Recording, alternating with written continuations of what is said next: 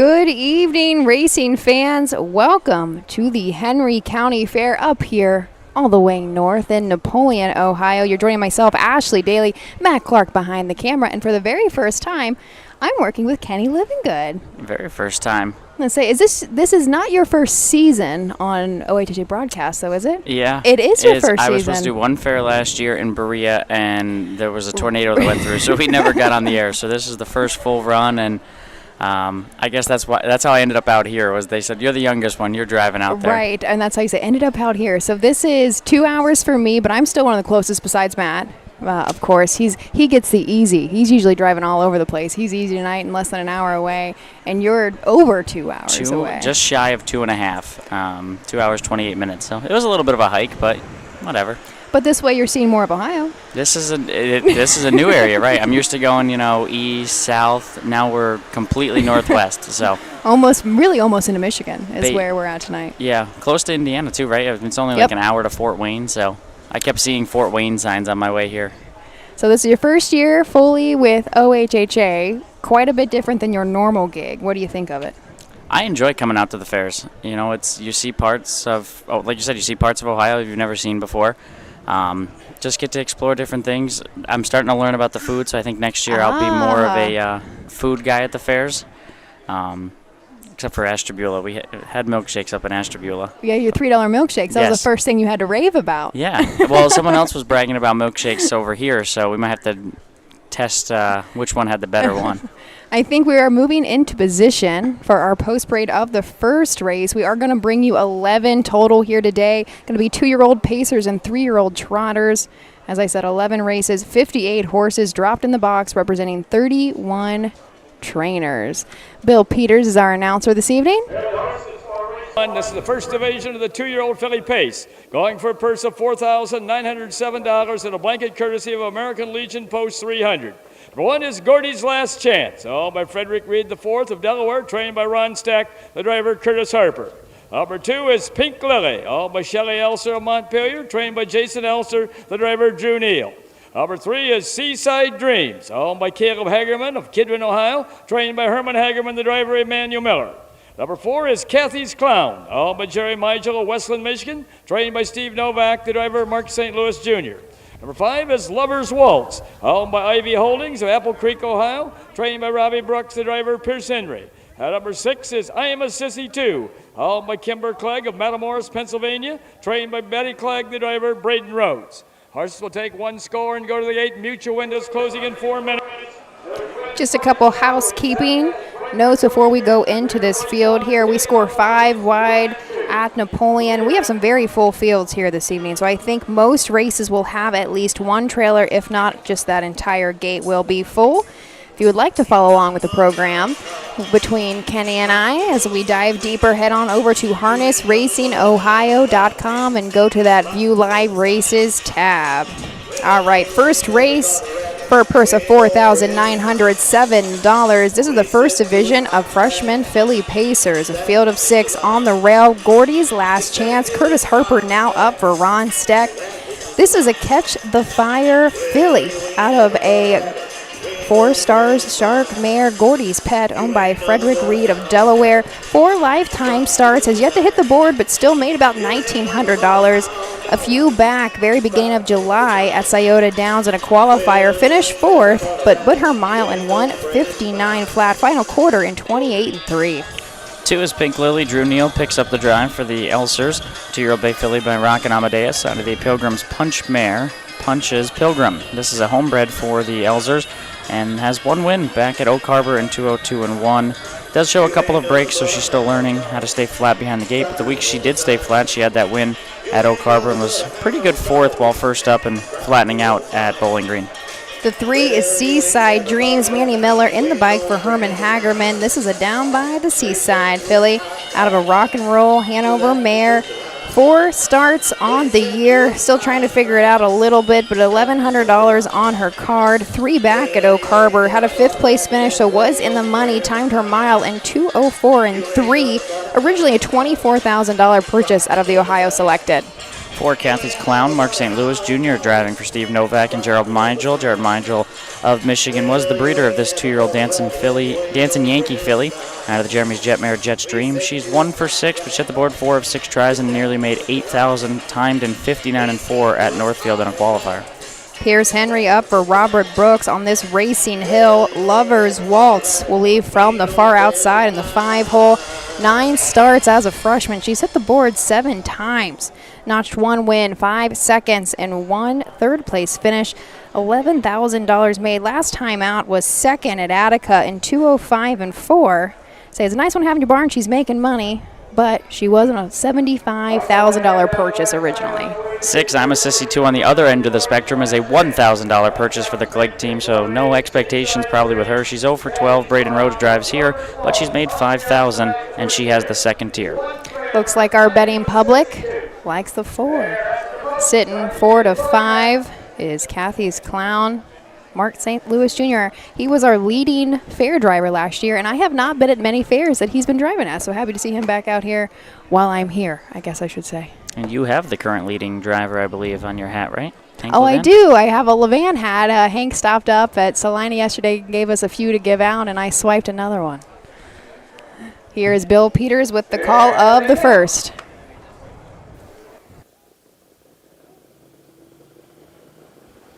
There, off and pacing the first horse away is Pink Lily. On the outside, second is Seaside Dreams. Moving up third is Lover's Waltz. At the rail fourth, that is Kathy's Clown. Racing fifth is Gordy's Last Chance. And the last horse is I Am a Sissy 2. As they make the turn now to head down the backside to race over that quarter-mile mark, Drew Neal has Pink Lily on top by 2.5 lengths. Charging up on the outside second, that is Lover's Waltz, driven by Pierce Henry. Racing at the rail third is Seaside Dreams, driven by Emmanuel Miller. Racing in there fourth, that is Kathy's Clown, driven by Mark St. Louis Jr. Fifth along the rail is Gordy's Last Chance, driven by Curtis Harper. And the last horse is I'm a Sissy 2, driven by Braden Rhodes. 29-3. First quarter paced in 29 3/5 seconds. As they race around that upper turn to come down past the stand for the first time, that's Pink Lily by 2 lengths. Racing in there second is Lover's Waltz.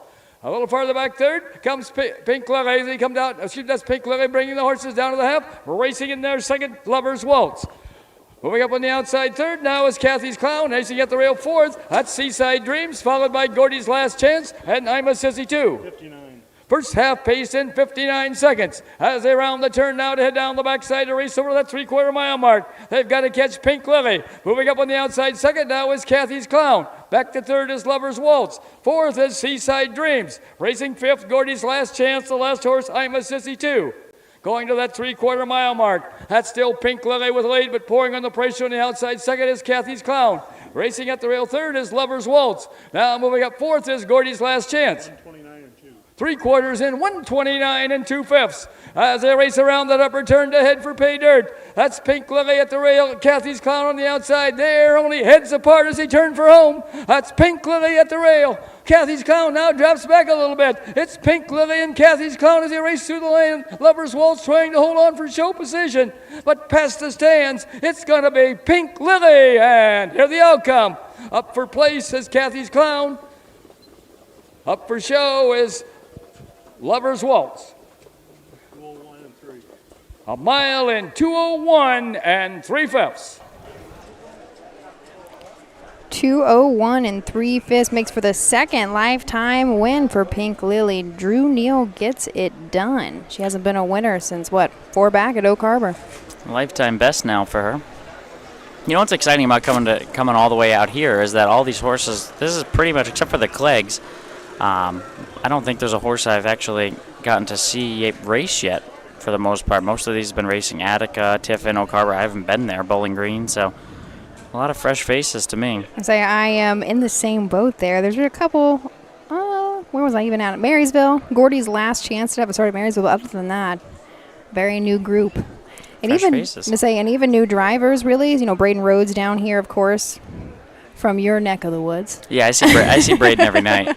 But I don't get to see these guys up too much, and they're every little colony with these, OFRC, which is the circuit we're in today, the OCRA. A lot of times they will overlap, but when we're this late in the season, you've got 4 fairs in a day. You can't make 4 fairs a day, right? So they tend to break up and kind of stay centralized. And there's also racing Zanesville today. Troy, which is funny. I live in Troy, basically, which Somehow is a here. 15-minute drive from my house, and I am 2 hours north in Napoleon now. But I've been at this fair for a handful of years now, and it really is one of my favorite. We know that we have some obstructed views because of this grandstand, the way that it is put together, so we appreciate everybody staying patient with us. We're always going to try to give you the best that we can. Coming in from Montpelier, Ohio, comes number 2, Pink Lily, owned by Shelley Elser, trained by Jason Elser, and driven to victory this evening by Drew Neal. The blanket for this race is courtesy of American Legion Post 300 from here in Napoleon.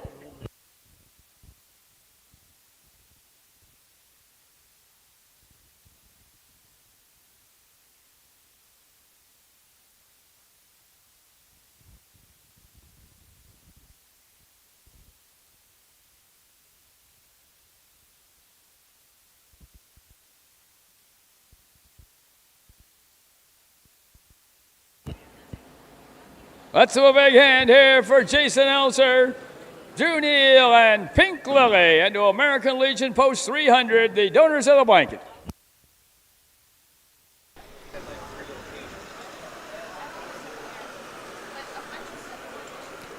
So I have unofficial across the wire, 2-4-5-1. Wasn't too tight. No, I think you can go ahead and call that one. I'm shocked that Ashley let me on the set today after Me? she was at Northfield Saturday night, and her mom's horse won without the announcer having the horse in the top 4. So, that was one thing. Well, we were actually, of course, my mom was back at the paddock, but I was sitting in the grandstand and we were looking at who does your handicapping, Bob? Gold Sheep Bob Gold and me. Sheep Bob. He had us up to win. Yeah. Number 1, Gordy's Last Chance was 4th. Number 2, Pink Lily was a winner. Number 3, Seaside Dreams was 6th. Number 4, Kathy's Clown was 2nd. Number 5, Lover's Waltz was 3rd. Number 6, I'm a Sissy 2 was 5th. Time of the first quarter was 29 3/5. The half was in 59 seconds. The 3/4 in 129 2/5, with a mile in 2:01 3/5. In the upcoming race 2, number 3, Caradonna T. The driver will be Mark Hedworth. Mark Hedworth will drive number 3, Caradonna T. There will be win. Kind of rounding out some thoughts there. I noticed you didn't use him, but sometimes even if we go off as the favorite, which I think he might have went, I can't remember. I think he was second choice. Second choice.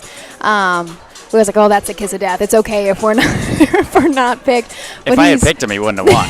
That's and I almost never put money on our own horses, but I had a feeling. That he's just an animal for us, and he's a homebred, so we got a little bit more rooting interest.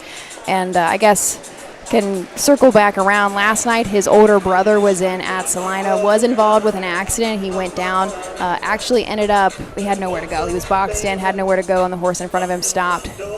Anybody who watched that broadcast, he is doing okay. He's actually walking a little bit better today than we expected him to. He burgered up his knee pretty good, and so I think he's going to be out of unfortunately, the next leg of the BSS, which is going to go, I don't know if it's at Northfield or Scioto next week, but he will be out of that one, so I'm going to take care of him and do what's right for him. But I appreciate some of the messages we got and everybody that was worried and texted us. Kevin's okay, our driver's okay. He basically stepped out of the bike, so that was good. And Francis, our Jim Dandy, go Jim Dandy, he is doing okay. It's always nice to have, you don't ever get feedback when things happen usually or get a follow-up, so nice to have that. And yeah, that horse definitely won at Northfield a couple of times. He did. He had a good season his 2-year-old year. This year he's obviously having some tough luck. He's still going. He's pacing in 51, and we didn't think at that time that horse would ever produce a mile like that. So we're really happy with him, but man, he can't draw, and then just weird little things like that. You never want to see one go down, but it's like, of course it was that guy. Of course it was that guy. His luck is just not playing in his favor this year. But we can move on to race 2 and stop talking about me. Race 2 is up next. The first division of sophomore filly trotters. A nice purse, $6,690 on the line. It's going to be a full gate, just 5 on there. So join Kenny and I after a brief message, and we'll introduce you to the field. At Ohio State's Galbraith Equine Center, our veterinary champions are here for your champions 24/7, 365 days a year, providing advanced specialty care for sports horses from all stages and disciplines. Our expert team of boarded surgeons and sports medicine and rehabilitation specialists, together with veterinary cardiologists, internal medicine, and ophthalmologists, make our hospital your best resource for all sports horse performance issues. The Ohio State Veterinary Medical Center's Galbraith Equine Hospital. Call us today at 614-292-6661.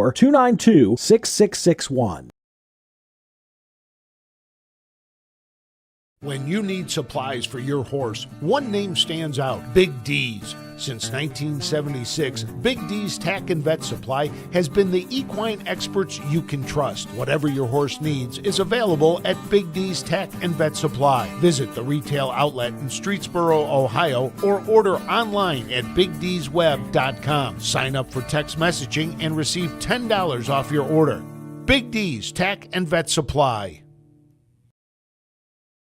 Midland Acres is proud to stand the prominent stallions, TCI, Long Tom, Ready for Money, Monty Mickey, Summa Cum Laude, and Bit of a Legend. With such great pedigree and speed in the stallion barn, Midland Acres will provide a diverse group of top yearlings in the sale ring for 2025. Visit us this fall at our consignments at the Blooded Horse Sale on August 26th, the Ohio Select Jug Sale on September 12th, and the Lexington Select Sale on September 29th through October 3rd. Let Midland Acres' experience in the industry lead you to the winner's circle.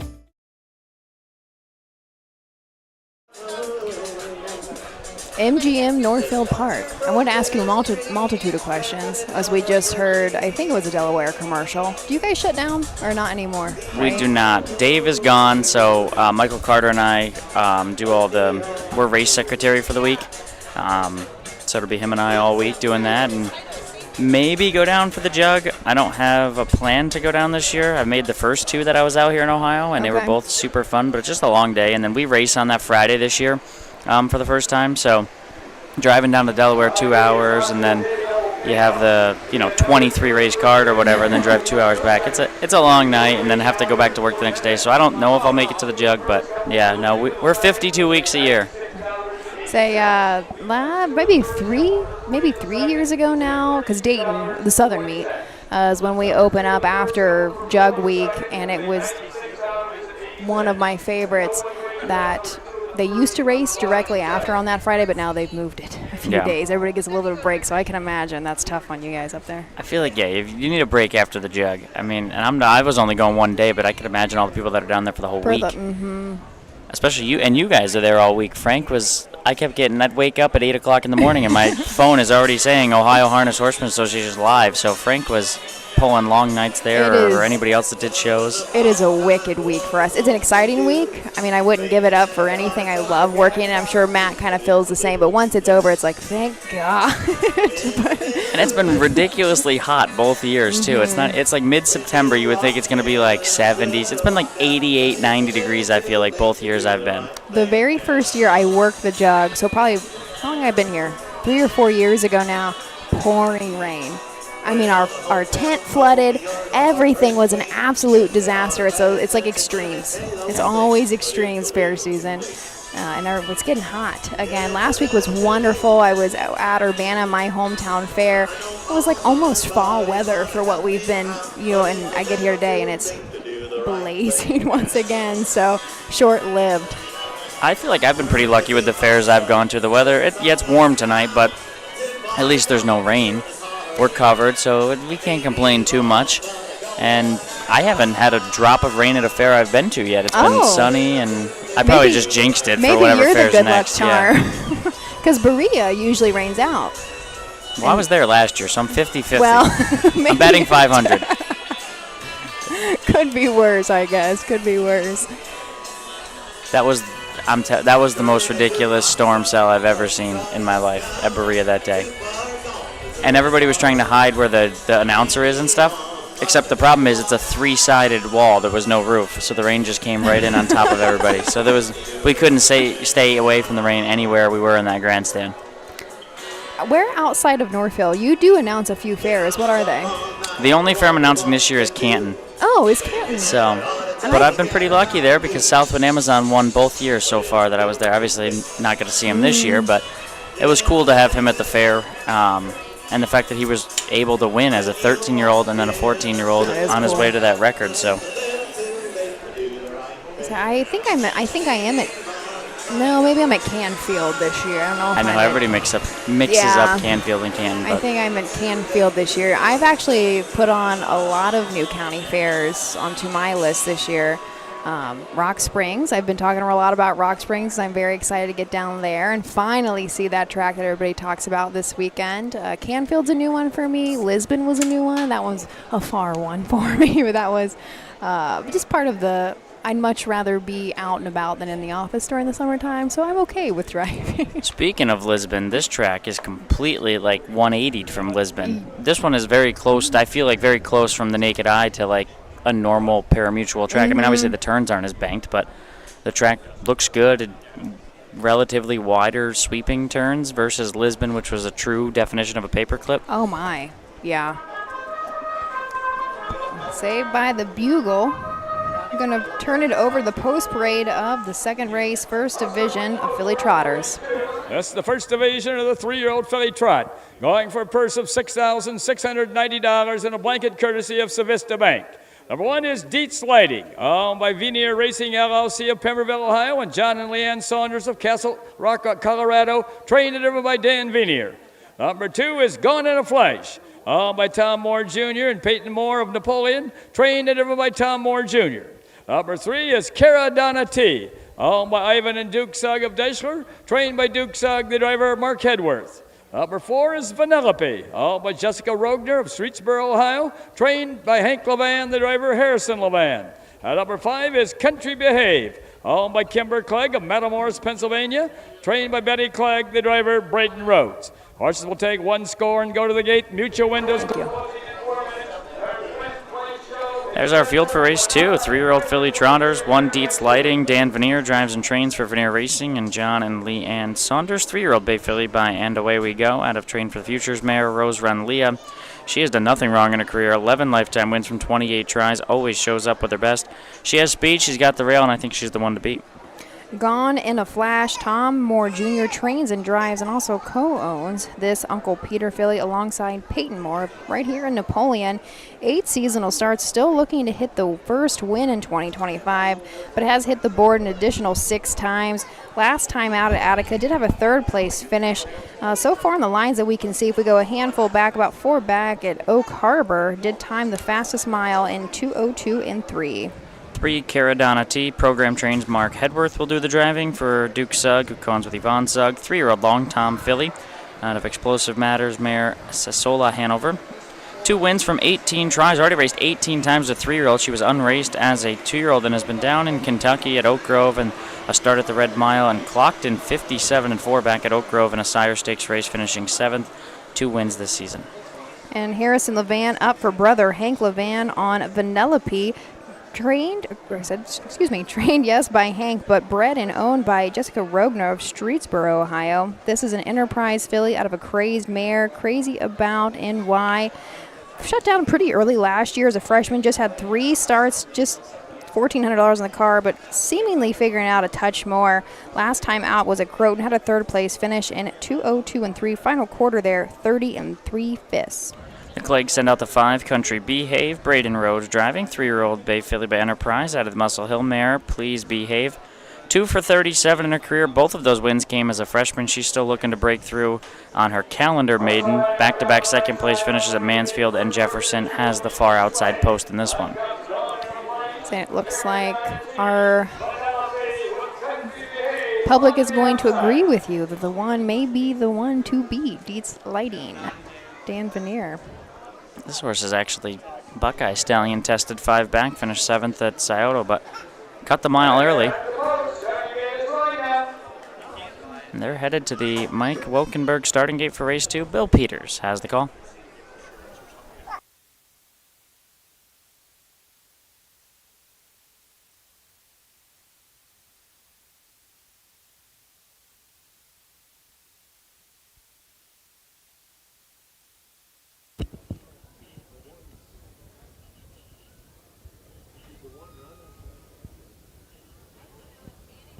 Here they come.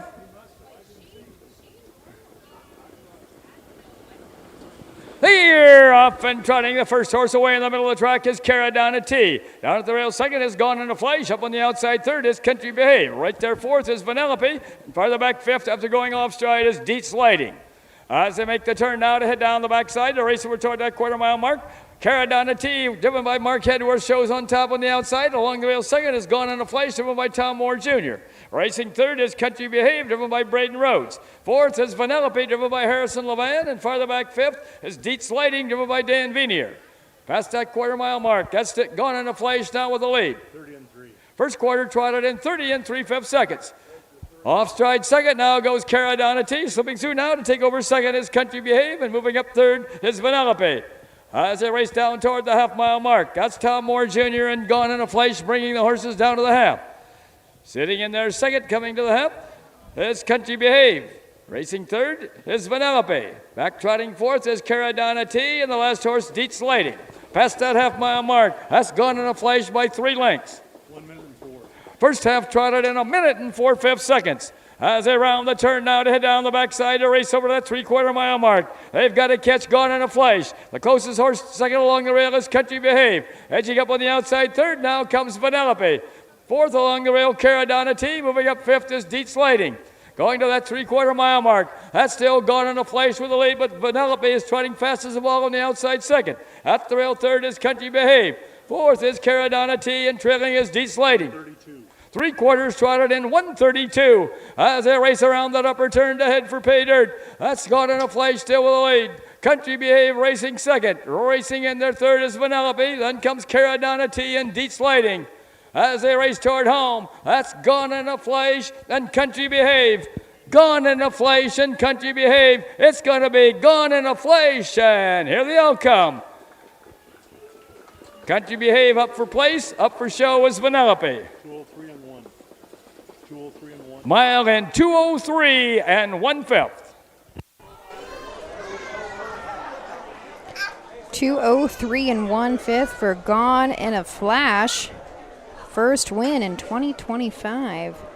Adds another 3,300 to her card this year. Well, that's why we race horse races. They're not one on paper. The one shows 0 breaks in all 6 lines, shows speed, and she's breaking behind the gate. And at 3 to 5, it was left for someone else to take it, and it goes to the second longest shot on the board. The 2, Gone in a Flash, went off at 7 to 1. Would you say the dark cloud over your pick? Yeah, dark cloud over my picks. Now, do you just pick, I guess there's superfecta for every single race at Northfield, or do you put together tickets? No, they only ask me to put together tickets on the big days, Okay. so, yeah. Usually just top 4. And I really only talk about top 3. When you have 8, 9 horses in a race, the 4th one is like, how much do you really like the horse if it's your 4th choice? Say Gone in a Flash and Uncle Peter filly out of a Mr. Levesque mare. Action on Levesque. Just the $10,000 purchase. She's made that back.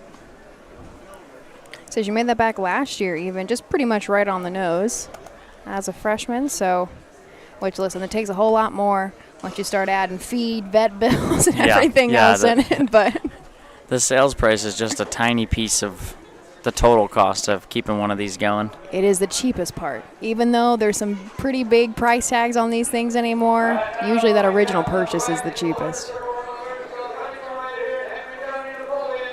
Number 2, Gone in a Flash. Owned by Tom Moore Jr. and Peyton Moore. Trained to deliver the victory by Tom Moore Jr.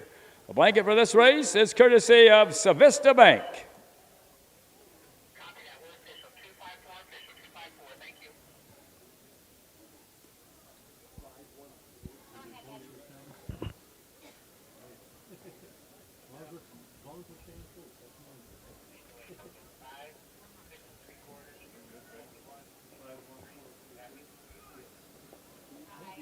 Let's have a big hand here for the Moors and Gone in a Flash and to Savista Bank, the donors of the blanket.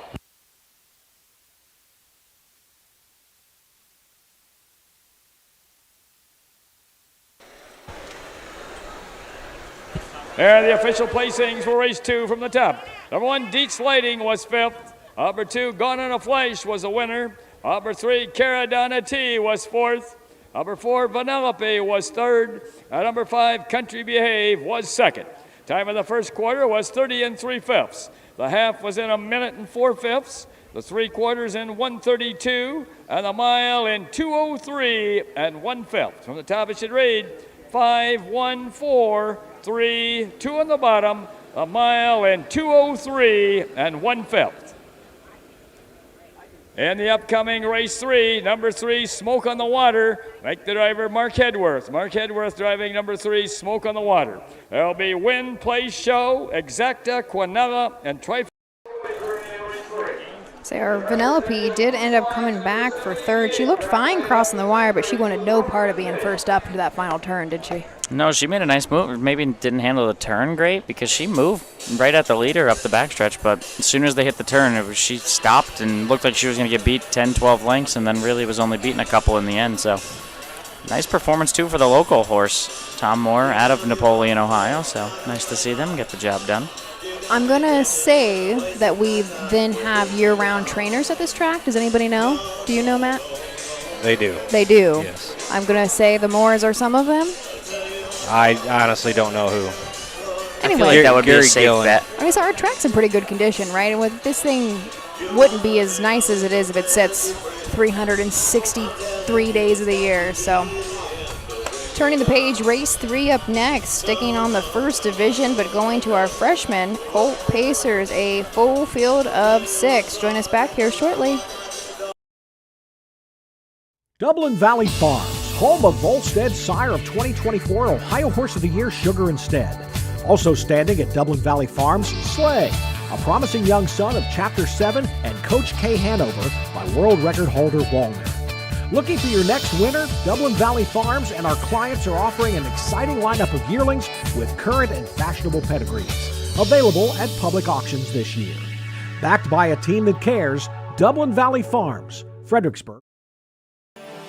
The roots of harness racing are born at the county fair. For over 150 years, people have gathered to watch horses battle it out for fame and glory. Catch the thrills this summer at an Ohio Fair Racing Conference County Fair. The OFRC races at 22 fairs in 20 Ohio counties. Trotters and pacers put it all on the line to be called the best in the Buckeye State. The Ohio Fair Racing Conference, where the path to greatness begins.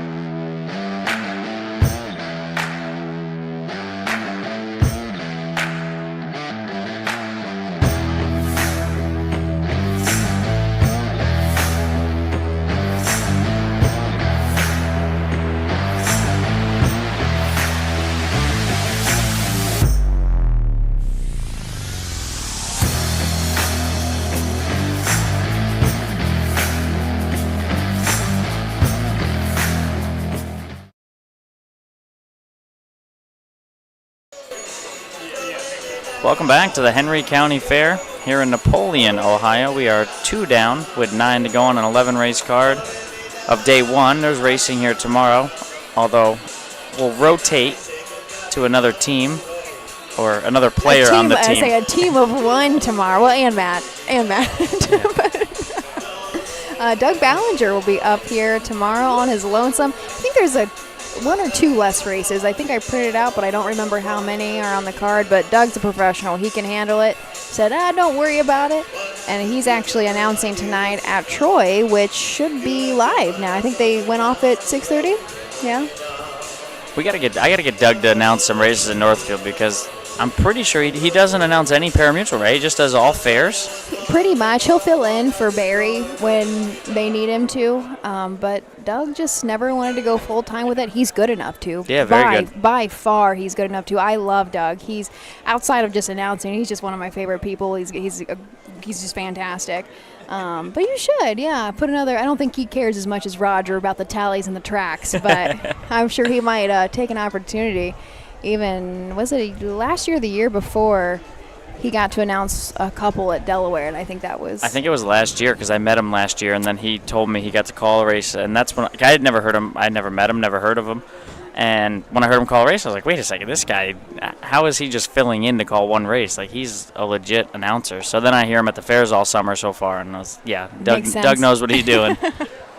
And Kenny, you came from thoroughbreds, really. Yes. Yep, Saratoga Thoroughbreds. Well, not announcing, but that's what I grew up watching. So then it just kind of transformed to harness because it was a little easier to get into the game, and now here we are. Yep. Nothing you couldn't write this story up of how the places I went to and thoroughbreds to then end up in harness at Northfield working till midnight. Every night almost. Yep. Feels like every night, and then when I'm not working at the harness track, I come to fair racing. So yeah, this is really an odd career path for you, isn't it? Yeah, fair racing doesn't really exist in New York. So I was going to ask, like, you probably didn't grow up going to them at all. Never seen a horse race at a fair until Berea my first year. 2 years ago. Wow. Last year they canceled, and this year we raced. But 2 years ago we went and we're like, wait, we can bet horses at a fair? So that was the coolest thing, was going to bet horses.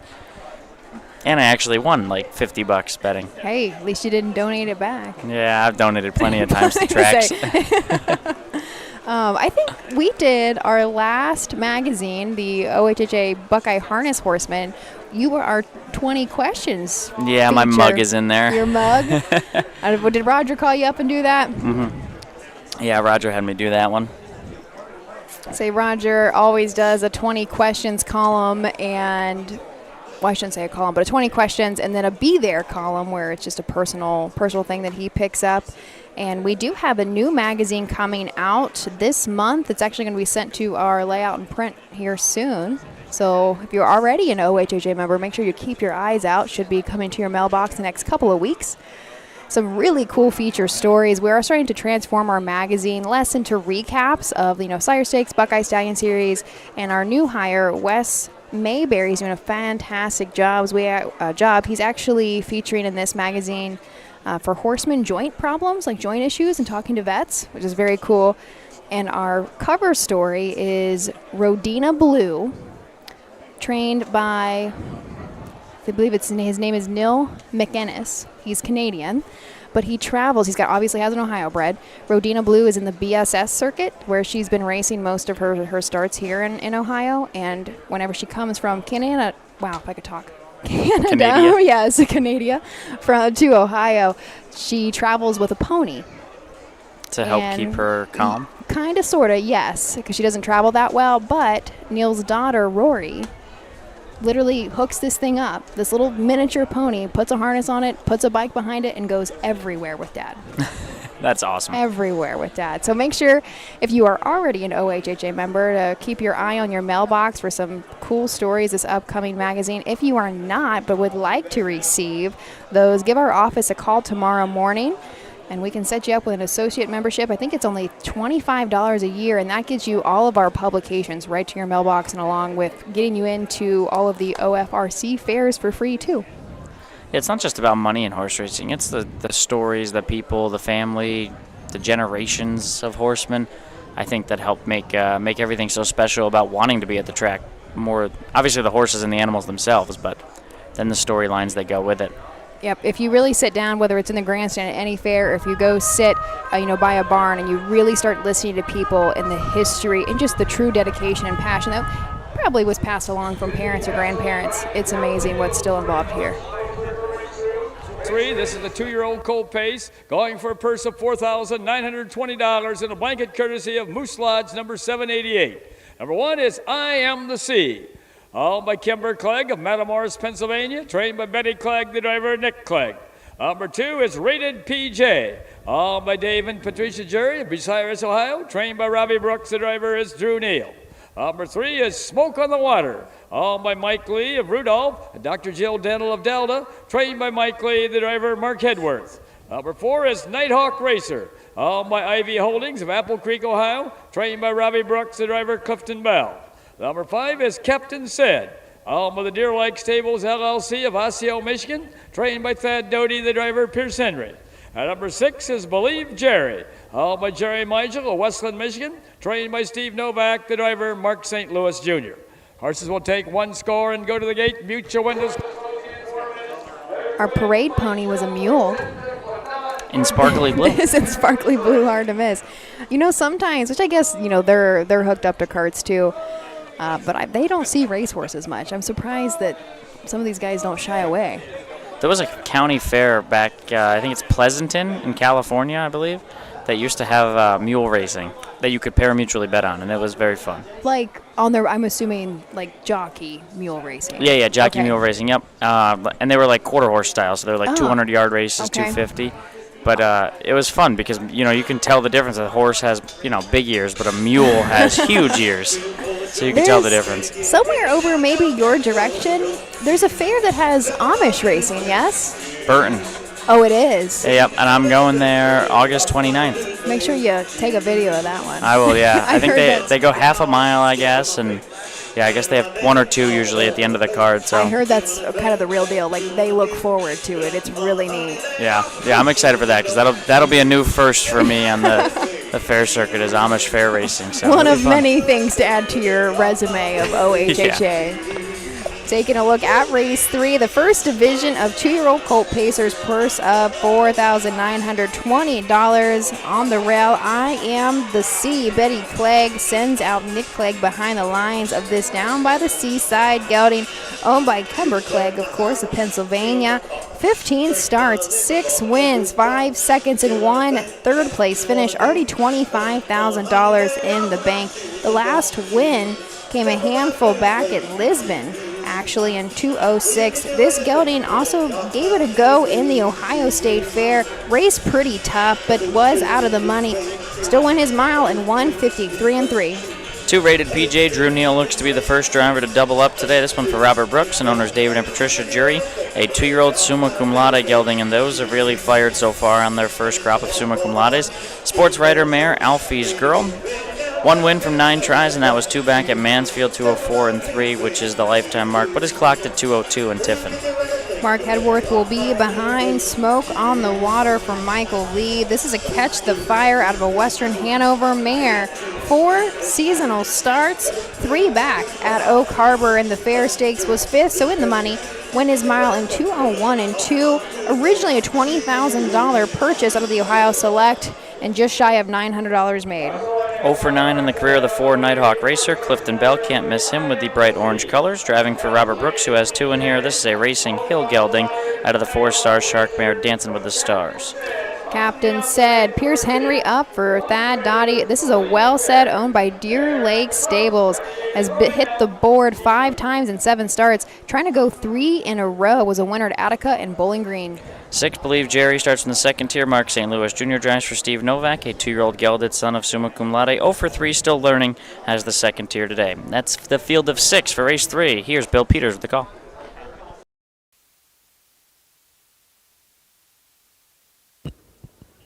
Here they come.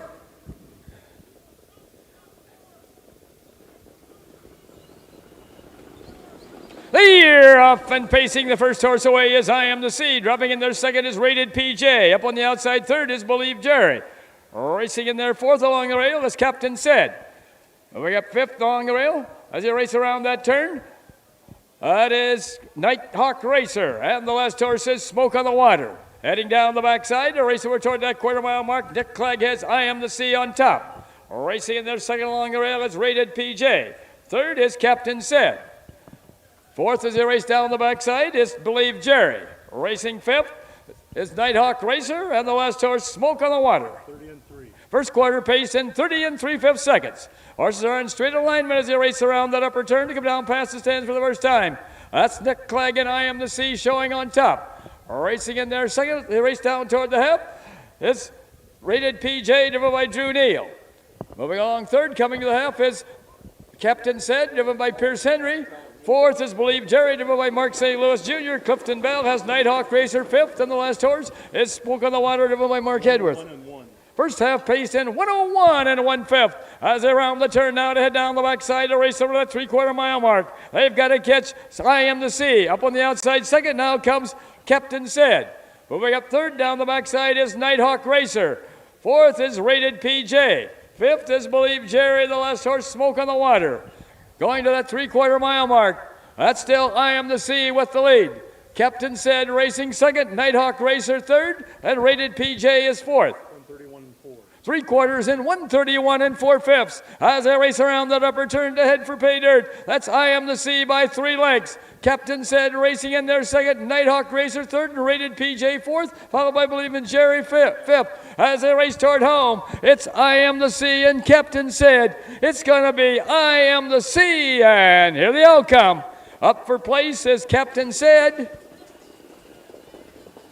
Tight for show there between Nighthawk Racer and Rated PJ. 201 and 1. A mile and 201 and 1/5. 201 and 1 for I Am the Sea. That is already the 7th win in 16 starts for this Down by the Seaside.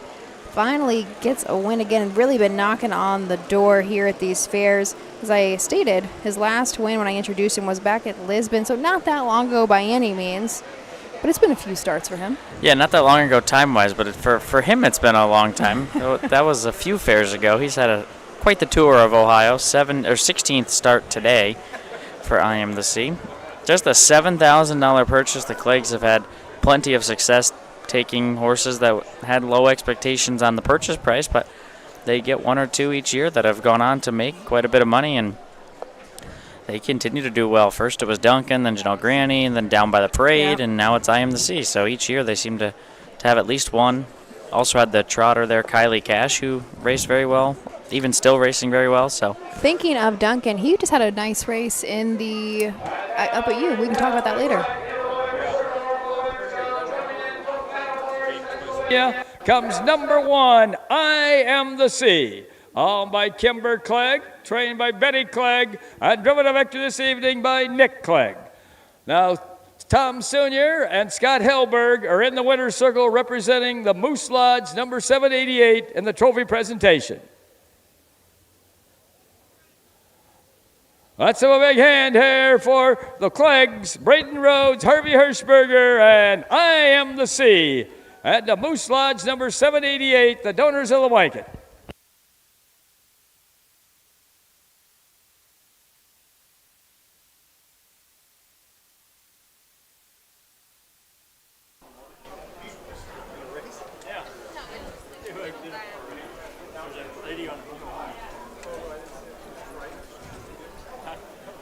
I hate these wooden grants. Oops.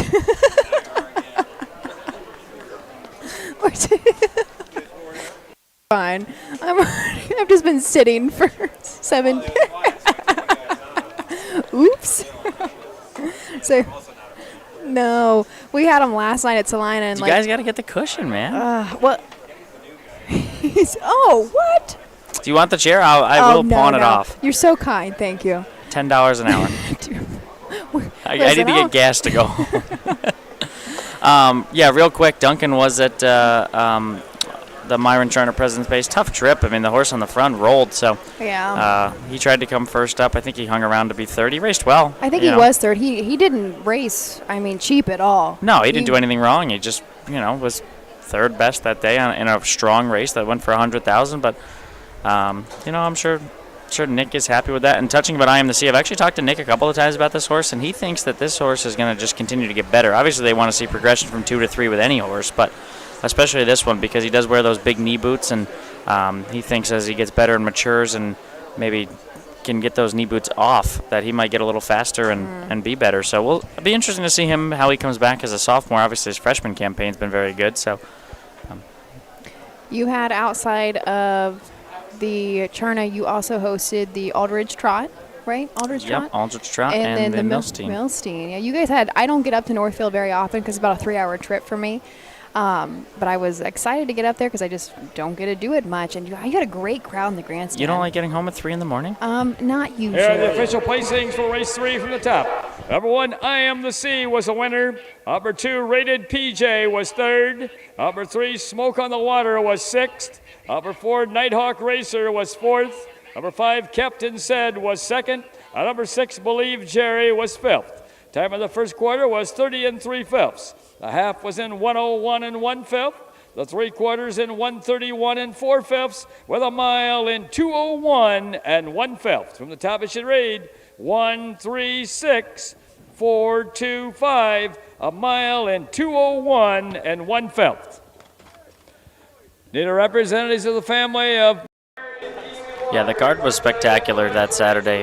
Gave away over $1 million, 9 sire stakes races, and then the 3 big races. So it was stakes packed all throughout the card on Saturday. Do you know how much you guys wagered? It was over $1 million, but it was not as high as I think they were expecting. The Mills team did really well, just shy of $200,000 in the race, which was very good. Yeah, tough with Saturday night. Meadowlands' race. There's so many tracks on Saturday nights. The money can only go so far. So, and then we also had some short fields with the sire stakes that probably didn't help anything.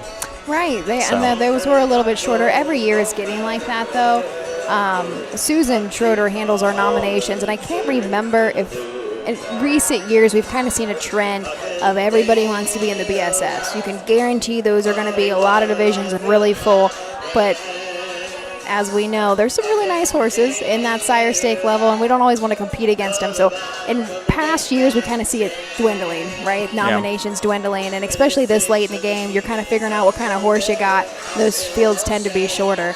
I think there was only 6 in the division that we raced in. And you won from post 6. We did. Outside post, no problem. Hopefully you can keep doing that for us. Well, we're 3 down here in Napoleon. We'll be back with race 4 after some messages. Who feeds your need for new ideas for your family's best farm future? Ohio Farm Bureau. We work with our members to shape ag policy that will positively impact our industry. Farm Bureau is advancing business solutions to give you a competitive advantage. We help you gather information to stay ahead of important topics and technologies. Plus, Ohio Farm Bureau creates opportunities for growth. Ohio Farm Bureau, feeding your need for new ideas.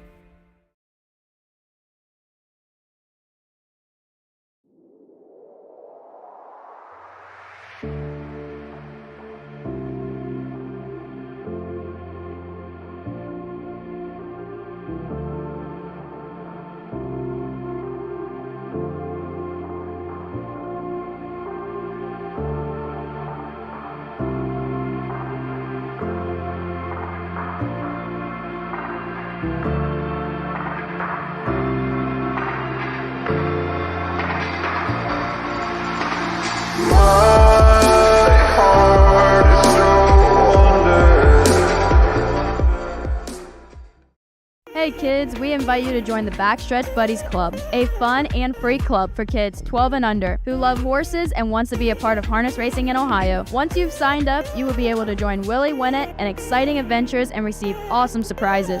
Sign up today using the QR code. Welcome back here in Napoleon, Henry County Fair. Off to a great start already on race 4 of 11 this season. Whatever. How many fairs have you been to this week? This week has been tough. Last night I struggled getting through it, and tonight I had the weekend off, right? I was at the racetrack, but wasn't working. You were out too long celebrating after Saturday night. I don't know. These people know me by now. They've listened to me for 4 years. They know that Ashley doesn't know what she's doing most of the time. I got everything wrong in Ashtabula. I kept calling it the Jefferson County Fair in Ashtabula. The Ashtabula County Fair in Jefferson. I kept saying it both ways, and I still don't even know. It's Ashtabula County Fair in Jefferson. I don't know. Let's look. Yeah, I kept saying it the other way, and I was with Bob Robertson. He kept going, "Can you get it right, please?" No, we're not professionals here at all. It is. Ashtabula County was in Jefferson. And we are Henry County in Napoleon. Perfect. Which I kept calling Napoleon because I was like, there's no way it's just Napoleon. Thought there might be some kind of different language on it, Napoleon. Oh, we just had this conversation last night where there's Versailles and Versailles. In Kentucky, right? Yes. And there's one in Ohio, too. Right? Yes. It's on this side of the state. And then there's what looks like Nevada, Ohio, which is pronounced, is it Nevada?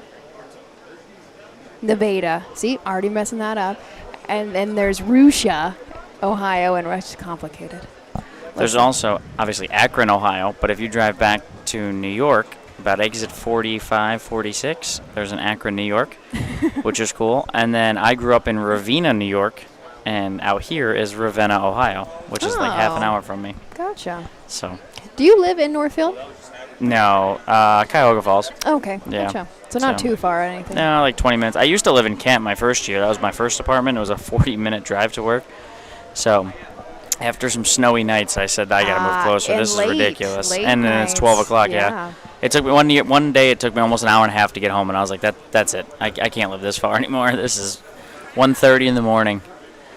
Think about Cuyahoga Falls, where I'm a big national park person, so I try to mark them off my list. We were up there Saturday, and I got to go to Brandywine Falls, and we were there kind of late, so we didn't go to, like, I don't know what's called, Boston Mill, I think is I think that's an exit. I don't know. It's I'm the last person to know where anything is. Good point. You haven't been here your whole life. But really cool, though, if you're ever up near Northfield, check out Cuyahoga National Park. Horses postword for race 4. This is the first division of the 3-year-old colt trot, going for a purse of $6,430 and a blanket given in memory of Mary Pee Wee Walker. Number 1 is Spend the Prize, owned by Heartland Acres of Walhonding, Ohio, and Rosie Weaver of Beach City, Ohio, trained by Rosie Weaver, the driver Drew Neal. Number 2 is Our Boss, owned by Kimber Clegg of Matamoros, Pennsylvania, trained by Betty Clegg, the driver Braden Rose. Number 3 is Dr. Speed, owned, trained and driven by Tom Moore Jr. of Napoleon. Number 4 is RC Enterprise, owned by Levan Stables, Harrison Levan of Woodstock, Ohio, Max Perry of Ohio, and Richard Fries of Northfield, Ohio, trained by Hank Levan. The driver is Harrison Levan. Horses will take 1 score and go to the gate. Quartet of trotters in the 4th race for $6,430. 3-year-olds. 1 Spend the Prize. Rosie Weaver trains co-owns with Heartland Acres. Drew Neal drives. 3-year-old Enterprise gelding. Out of a Muscles Yankee mare, Spend It In. 4 of his last 5, he's been victorious. The lone loss was at Bowling Green, but he's won at Croton, Berea, Painesville, and Carrollton. Our Boss will lead from the 2nd post position. Betty Clegg is going to try to go back-to-back with this Enterprise gelding, and Braden Rhodes listed to drive. 15 starts on the year, has hit the board a lot. 4 wins, 3 seconds, and 2 third-place finishes. $22,000 made. Last time out race, it looks like really tough there at Croton. Ended up 3rd, back by quite a few lengths, but still won his mile in 2:02 and 1. Yeah. Well, I'm going to stick with the theme. I think Enterprise has a strong chance to win this race because he also sires the 3 Dr. Speed. Tom Moore Jr. looking to drive, train, and own his own double. 3-year-old son, Desjambro mare, Ilana's Ways, 0 for 18, so hasn't been able to break through yet. This one's been well beaten in most of his tries. A couple of 2:04 miles timed in at Oak Harbor, but was still 3rd beaten 20 lengths. And then RC Enterprise is actually a What the Hill gelding, trained by Hank Levan, brother Harrison Levan, slated to drive. 16 starts on the year, has hit the board once again quite a few times. 2 wins, 5 seconds, and 3 third-place finishes. $32,000 made. Figured it out quite a bit more as a sophomore. Last year as a freshman, made about $6,800, but only had 6 starts. They shut him down pretty early.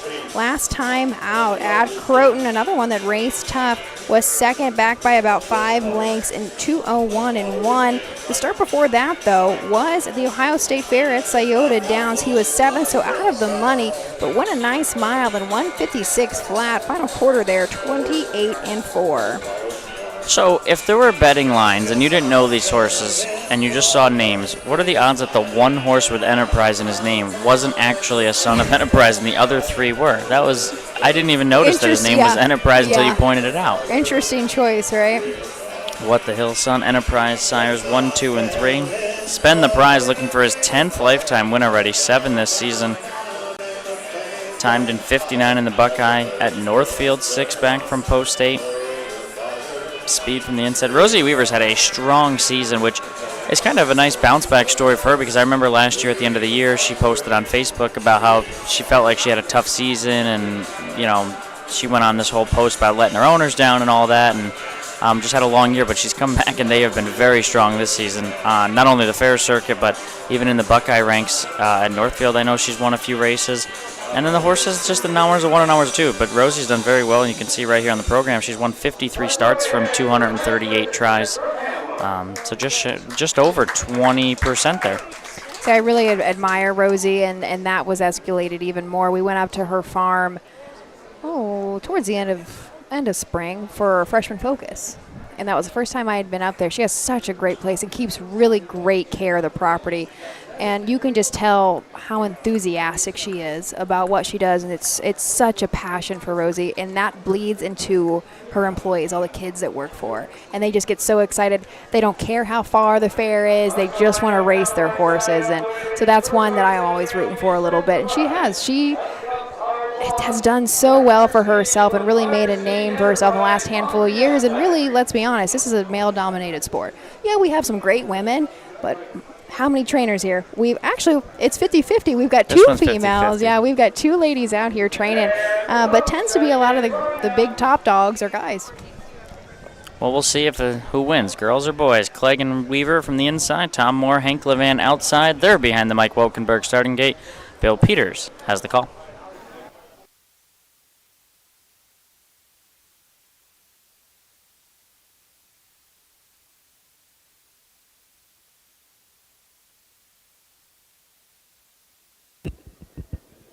Here they come.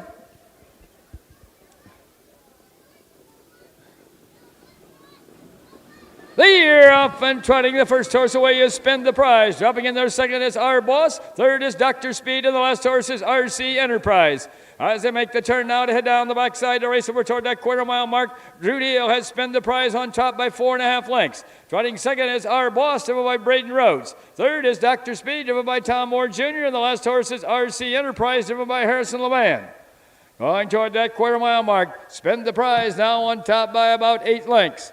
Racing second is Our Boss. Moving up on the outside third is RC Enterprise, and the last horse is Dr. Speed. First quarter trotted in 30 1/5 seconds. As they race around that upper turn to come down past the stand for the first time, that's still Spend the Prize all along on the front end by about 9 lengths. Along the rail second is Our Boss. On the outside third, RC Enterprise, and the last horse, Dr. Speed.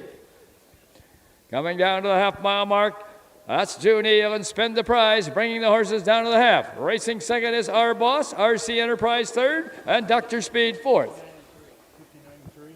First half trotted in 59 3/5 seconds. And now Spend the Prize goes off stride.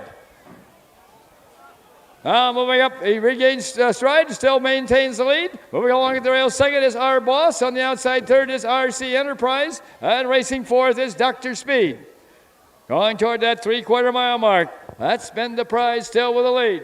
Racing second, Our Boss. RC Enterprise third, Dr. Speed fourth.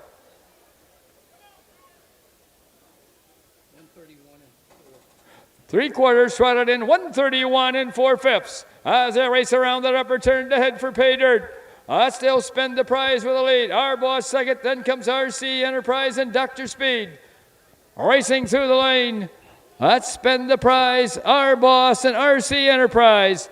It's going to be Spend the Prize, wire to wire, and here the outcome. Our Boss up for place, up for third is RC Enterprise.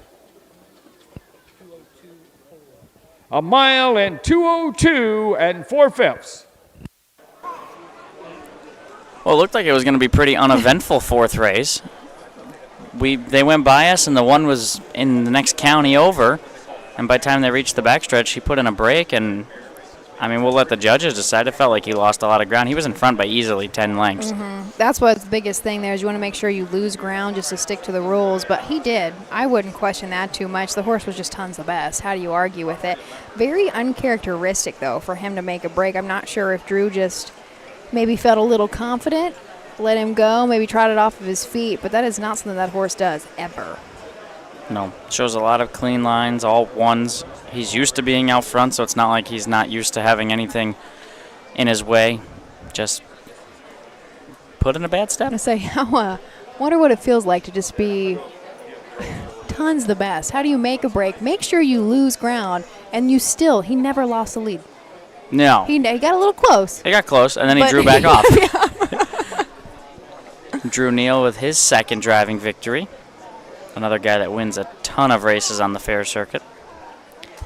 Say, I wish I had better cell service. I'd get to our Facebook. I know Roger Houston really is the one who keeps track of our leading fair drivers and trainers, and I'm not sure where Drew falls on the list. He was tough early on. In Beach City, Ohio, comes number 1, Spend the Prize, owned by Heartland Acres and Rosie Weaver, trained by Rosie Weaver, and driven to victory this evening by Drew Neal. Now, the blanket for this race is given in memory of Mary Pee Wee Walker. Pee Wee was the owner of the well-known Frosty Whip restaurant on the south side of Napoleon. She purchased the restaurant in 1971. While the restaurant changed over the years, the food in the famous Whamburger platter remained the same. As an avid lover of the horses and harness racing, she was a part owner of the 2-year-old filly Boom Boom Annie. Tonight, we would like to honor the Mary Kay Pee Wee Walker's family with a presentation of this blanket. Let's have a big hand here for Drew Neal and Spend the Prize. And for those giving this blanket in memory of Mary Pee Wee Walker.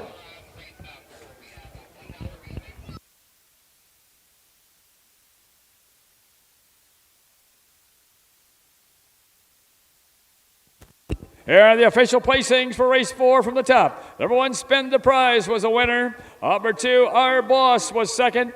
Number 3, Dr. Speed was 4th. Number 4, RC Enterprise was 3rd. Time of the first quarter was 30 1/5. The half was in 59 3/5. The 3 quarters in 131 4/5, with a mile in 202 4/5. From the top it should read 1, 2, 4, 3 on the bottom, a mile in 202 4/5. Official for the 4th. Stone Creek Girl. The driver will be Braden Rose. Braden Rose will drive number 1, Stone Creek Girl. And there we go. Just a quick change coming up so far in the 5th race. Braden Rose now going to drive Stone Creek Girl on the rail. Up next, the 2nd division of 2-year-old filly pacers. Join us back here shortly. We'll introduce you to the field of 5. Cool Winds Farm is one of Ohio's premier standardbred breeding farms. Cool Winds stands the popular Dancin' Yankee, jug winner Southwind Aussie, and the royally bred Western Fame. Cool Winds Farm is proud to present our yearling consignments at the Ohio Selected Jug Sale at Pickaway on Friday, September 12th, and at the Standardbred Horse Sale in Harrisburg during the cool winds of November. The Ohio equine industry needs your help. I'm Scott Mogan, president of the Ohio Harness Horsemen's Association. With over 300,000 horses in Ohio, the economic impact of the equine industry in the state is over $2.8 billion. That means jobs that pump millions of dollars into the local economy and support thousands of families. For Ohio's equine industry to remain strong, we need to send a clear message to our legislators about the important role that the agricultural small businesses play in Ohio's economy. To do that, we need your help. PACER, the Political Action Committee for Equine Racing, helps support and inform on issues that could positively affect Ohio harness racing. Please consider a donation to PACER. To donate, visit our website at ohha.com or call 614-221-3650. Your donation will help keep harness racing strong in Ohio. Thank you for your support. Make summer memories this year at the Ohio County Fairs. The Ohio Harness Horsemen's Association will be live streaming every race this year, and we want you to be there. Be a part of the excitement with the 2025 Ohio County Fair Racing Passport. Stop by the OHHA broadcast location in the grandstand to pick up your passport and stamp. Get stamps at every fair you attend. Prizes will be awarded to those that attend the most racing programs. Get your passport at the first fair you attend or call the OHHA office at 614-221-3650. Harness Racing, the fastest ride at the fair.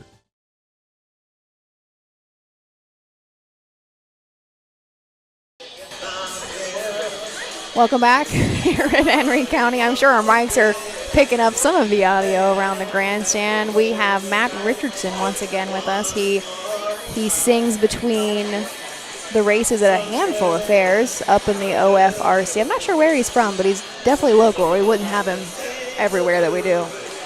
Is this Don't Stop Believing? Yes. Okay. Hopefully, I know my journey. Hopefully our audience can hear it a little bit. This is one of the great. This song it's amazing how songs from, and I'm going to get the year that this came out wrong probably, but songs from the 60s, 70s, how there's like one or two songs that just stick, and no matter what the generation is. I remember listening to this when I was a kid, and now people that are 10 years younger than me that are in high school at weddings will dance to this. Like everybody knows Don't Stop Believing. Kenny, how old are you? 26? 26. I should have made you guess, but... I knew you were. We were around the same age. But I didn't know quite what it was. Oh, I'm not asking a woman her age. That's what I'm not doing. I'll tell you. Do you want me to tell you? You can tell me. I'm not going to ask. 27. I'm not quite I definitely feel like everybody listening is going to be like, you guys are children, which is true, which is still pretty true. But I feel 30 looming. I don't know if you feel that way. Yes, every day of my life. I have... People called it a quarter-life crisis, but I feel like it's a midlife crisis problem because you just... I mean, I've had some things that have happened in my life that make me feel like that, and I'm not going to get into it on here, but you just realize how short everything is, and you don't have time to waste. So, I agree. I guess it becomes a midlife, but it's like I want to go somewhere. I want to go do stuff, and you need money to do that, so... But money and time. Money and time. I agree. Mark Cuban said the first thing he would ever tell someone that starts to accumulate wealth, the first thing you can do is you got to buy a plane. And why? A plane's so expensive. Why would you buy a plane? Because one thing you can't ever get back is time. And if you can cut your travel time somewhere by, instead of flying, you can fly back to New York in an hour versus driving in 7 hours. Yeah, and that's one thing. So I just got married. I don't know if you know that. Congratulations. Thank you. I got married, I don't know, a couple months ago almost. And we went honeymooning in Italy. Okay. And that's what I do. I try to do one big international trip a year, and I do a lot of domestic travel as well, because that's just, I have no kids. I have animals. I have dogs, but that's my biggest responsibility. So you have four-legged kids. Yes. I have not a whole lot of responsibility outside of that, and I'm just kind of enjoying my selfish 20s, if you will. And that's my big thing, is I want to travel, and I don't want to wait until I retire, because what if that never comes? You know, not to get, I guess, sad and depressed on here, but it is a reality, especially this is a tough industry that we're in. We work 24/7. Animals, or, horses are 365 days a year, and I, same kind of vein that you were talking about, like I watched my dad pass away kind of unexpectedly at 56 years old. He wasn't quite 57, and I want to make sure, like, he wanted to go out and do, and he kind of would do it a little bit, but he put the horses first, and I want to make sure that I'm going and seeing and not waiting. Yeah, you can, you don't have to. You always put the horse first, but right. Sometimes you got to take a week off and let someone else put the horse first for that week while you put yourself first. You can't work 52 weeks a year and every day. Same thing. Yeah, my dad passed when I was 21, so. Yep, I was 20. Yeah, very similar. Well, sorry to hear that, Kenny. Yeah, sorry. We're getting a little deep on the broadcast. Yeah, back here. to horse racing. We're going back to how Ashley and I met, which is because of horse racing here. How long have you been at Northfield now? Just over 2.25 years. I'm Memorial Day 2023. Okay. So, what is that? 2 years, 2 months. And who is your favorite person on your team? Could you pick one? They'll never know. I'll never tell them. Except they'll hear this.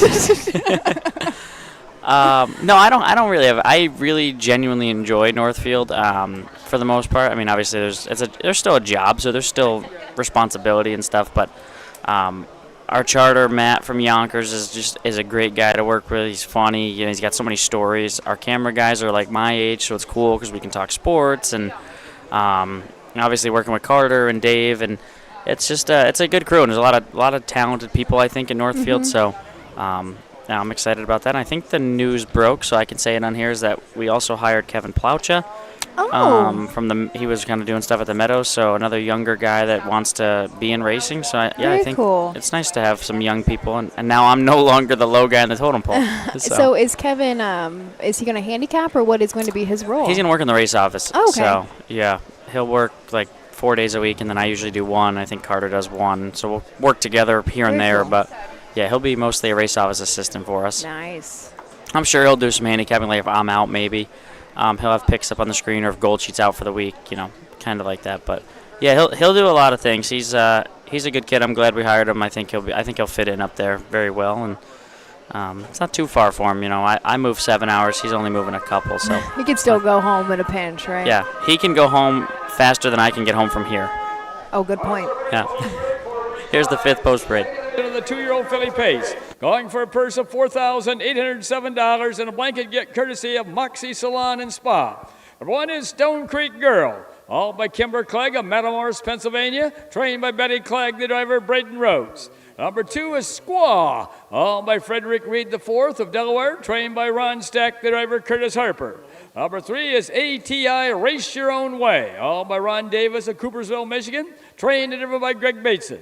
Number 4 is Racing Artist, all by Bill Webb of Defiance and Denny Miller of Archbold, trained by Bill Webb, the driver, Mark Hedworth. Number 5 is Coco Motion, owned by Hagerman Racing of Mount Vernon, Ohio, trained by Herman Hagerman, the driver, Emmanuel Miller. Horses will take one long score.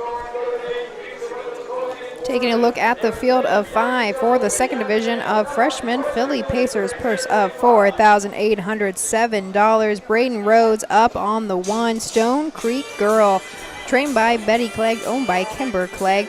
This is a Pet Rock filly, 12 starts on the year, and she's hit the board 8 times. 3 wins are involved in that. Almost $16,000 made. She was 2nd her last time out at Jefferson in 2:10-1. But going way back, not that long ago, a couple months, a month, back to Bucyrus was a winner by a neck there in 2:02-1. 2 is Squaw. Curtis Harper driving for Ron Steck, Frederick Reed IV, owner and breeder of this 2-year-old lather-up daughter, Pet Rock Grandsire, Miami's Rockstar the Dam. 0 for 5, 3rd at Croton most recently, 2:05-1. Fastest timed mile is a qualifier at Scioto in 2:01-1. Was well beaten there in a 58 mile. Our 3-horse Greg Bateson trains and drives ATI Race Your Own Way. This is a Racing Hill filly out of Atlantic Philly. And this is just the 3rd lifetime start. Looks like her first start came back about a month ago at Oak Harbor in 2:08-1, and then also started at a fair up in Michigan. I am not positive of that track code there, but ended up getting a 5th place check there as well. What are the letters? HRSN. Harrison. All right, Harrison, Michigan. You know, we learned on the, I'll go to the 4 here in a quick second, but we learned about Bad Axe, Michigan with me and Bob Roberts because the horse was coming from BDAX, and we were like, what is that? Bad Axe. I've been there. That's impossible. No I way. have. I've been there. 4 racing artist Mark Hedworth does the driving for Bill Webb, who co-owns with Denny Miller, 2-year-old Racing Hill filly out of the Artistic Fella Mare, Little Miss Artist. Bred in Ohio by Bill Webb, hasn't missed the board actually in 5 tries. 1 win comes at Tiffin. This one was 2nd at Northfield and Summit County Fair Night in 57-3, and was 3rd most recently at Attica. Mark Hedworth drives. Manny Miller up for Herman Hagerman. This is Coco Motion, a well-said filly out of Real Drama, a Real Desire mare owned by Haggard Racing of Mount Vernon. 5 lifetime starts with 1 win, and that was the very last time out at Croton. Sat in the pocket, and there at the top of the stretch, ended up winning by just over 2 lengths in 2:03-3, and that, of course, was the lifetime mark. A couple starts before that, she was making some breaks early on, so hopefully that is no longer an issue. She's made $8,200 on the year. Was originally just a $3,000 purchase out of Harrisburg. She really picked the right time to stay flat, huh? That was the richest race she was in, and she won it. Yeah, not a bad. You're right. I said that one must have been the one and only division for the Philly Pacers up there at Croton. She went for over $13,000 and added a chunk of money to her card. Field of 5 for the 5th 2-year-old Philly Pacers, $4,800 on the line. Bill Peters has the call.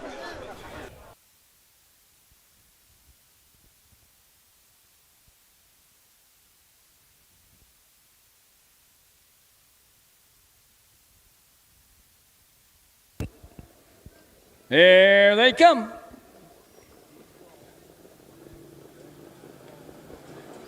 The year off and pacing the first horse away in the middle of the track is Racing Artist. Down at the rail 2nd is Stone Creek Girl. And their 3rd is Squaw. Moving up along the rail 4th is ATI Race Your Own Way. And the last horse is Coco Motion. As they make the turn now, heading down the backside to race over to that quarter-mile mark. Mark Hedworth has Racing Artist on top by a length and a half. Pacing in there second, that's Stone Creek Girl, driven by Braden Rhodes. Third is Squaw, driven by Curtis Harper. Racing in there fourth is ATI Race Your Own Way, driven by Greg Bateson. Farther back fifth, up to going off stride, is Coco Motion, driven by Emmanuel Miller. 30 and 4. First quarter paced in 30 and 4/5 seconds. As they race around that upper turn to come down past the stands for the first time. That's Racing Artist by a length and a half over Stone Creek Girl. Squaw is in there third. Racing fourth is ATI Race Your Own Way. And closing in fifth now is Coco Motion. No change as they race down to the half-mile mark. That's Mark Hedworth and Racing Artist bringing the horses down to the half. Sitting in the golden chair second is Braden Rhodes with Stone Creek Girl. Squaw is in there third. Fourth is ATI Race Your Own Way and Coco Motion trails. 102 and 4. First half paced in 102 and 4/5 as they round the turn now to head down the backside to race over to that 3/4 mile mark. They've got to catch Racing Artist. A length and a half back second is Stone Creek Girl. Squaw moves up a little closer third. Fourth is ATI Race Your Own Way. The last horse Coco Motion. The pace picks up now as they go to the 3/4 mile mark. That's still Racing Artist with the lead with Stone Creek Girl right there on the outside second. Third now is Squaw. In there fourth, ATI Race Your Own Way. The last horse Coco Motion. 34 and 1. 3/4 in 134 and 1/5 as they race around that upper turn to head for pay dirt. That's Racing Artist by a little over a length over Stone Creek Girl. Moving up third, that's Squaw. In there fourth is ATI Race Your Own Way, the last horse Coco Motion. As they race for home though, it's going to be Racing Artist, and here the outcome. Stone Creek Girl up for place, up for show is Squaw. 202 and 4. A mile 202 and 4/5. 202 and 2. Wait, he said 202 and 4, didn't he? 202 and 4 or 204 and 2? I don't know. I got a little dyslexic on it right now. I don't know. It probably was 204 and 2. I think 204 and 2. Because we went to the 3/4 in 134 and 1. So I'm going to say. Yeah. Doubt she sprinted home in 28. Regardless, we will get that official mile time once again from Bill when we get those top-down results. But I think it was 4-1-2-5 across the wire for Racing Artists in just 6 lifetime starts now. 2 wins. Has yet to miss the board.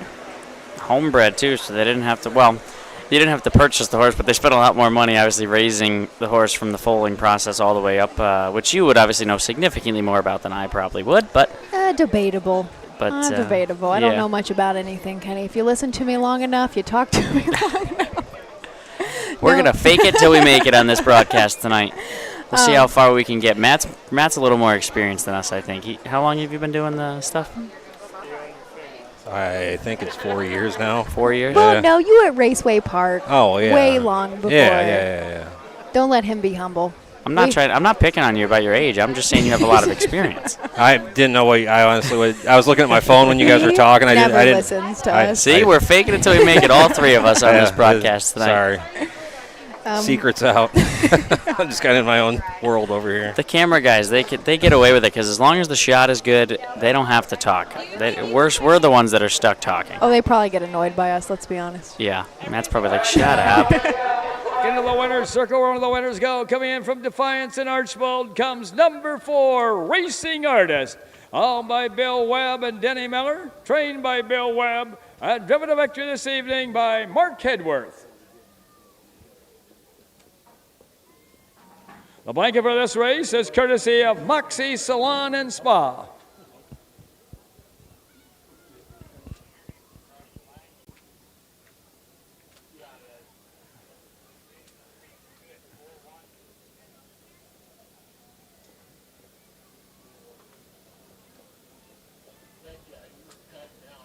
Let's have a big hand here for Racing Artist and all concerned, and the Moxie Salon and Spa, the donors of the blanket.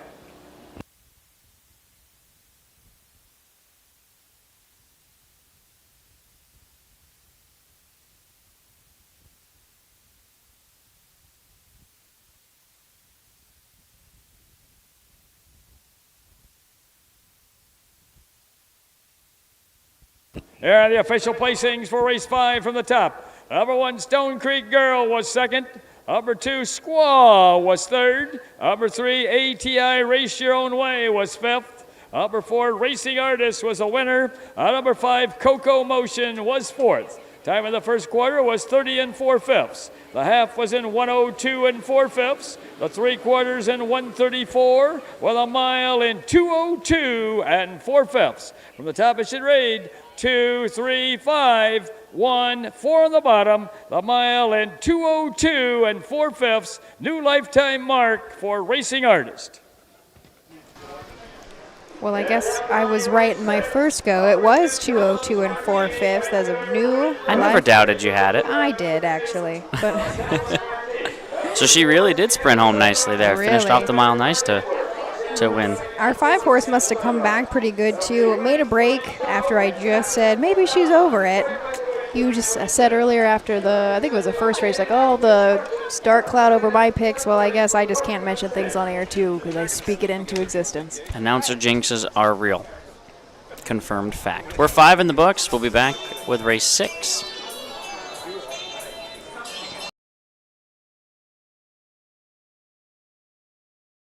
In Ohio, Hickory Lane Farm has the stallions you are looking for, like What the Hill, Uncle Peter, and In Range, as well as Branded by Lindy, Jug Winner Luz Pearlman, Racing Hill, and Guardian Angel Oz.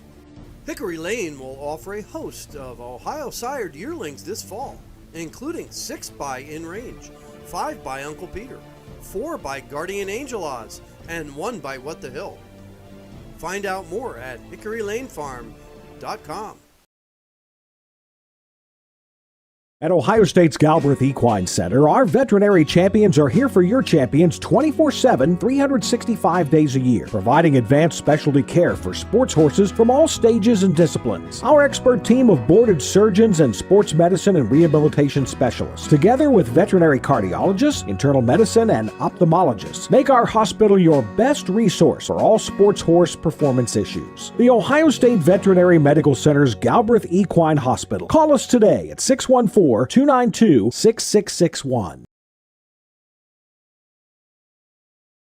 Do you love horses and the outdoors?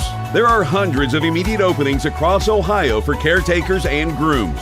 Work with these beautiful animals every day. Health insurance, vision care, prescription benefits, and a retirement plan are available to those that qualify. Help care for these beautiful animals. Immediate openings across Ohio. For more information, visit OhioHorseJobs.com. That's OhioHorseJobs.com.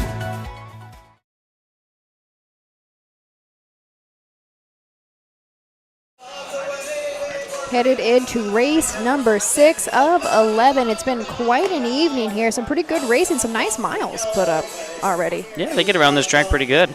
We have not talked about track records yet on air. We are lucky enough to have every single track record broken up by division. But I will just do our all-age pace. That was set in 2005, Tadler's Jet.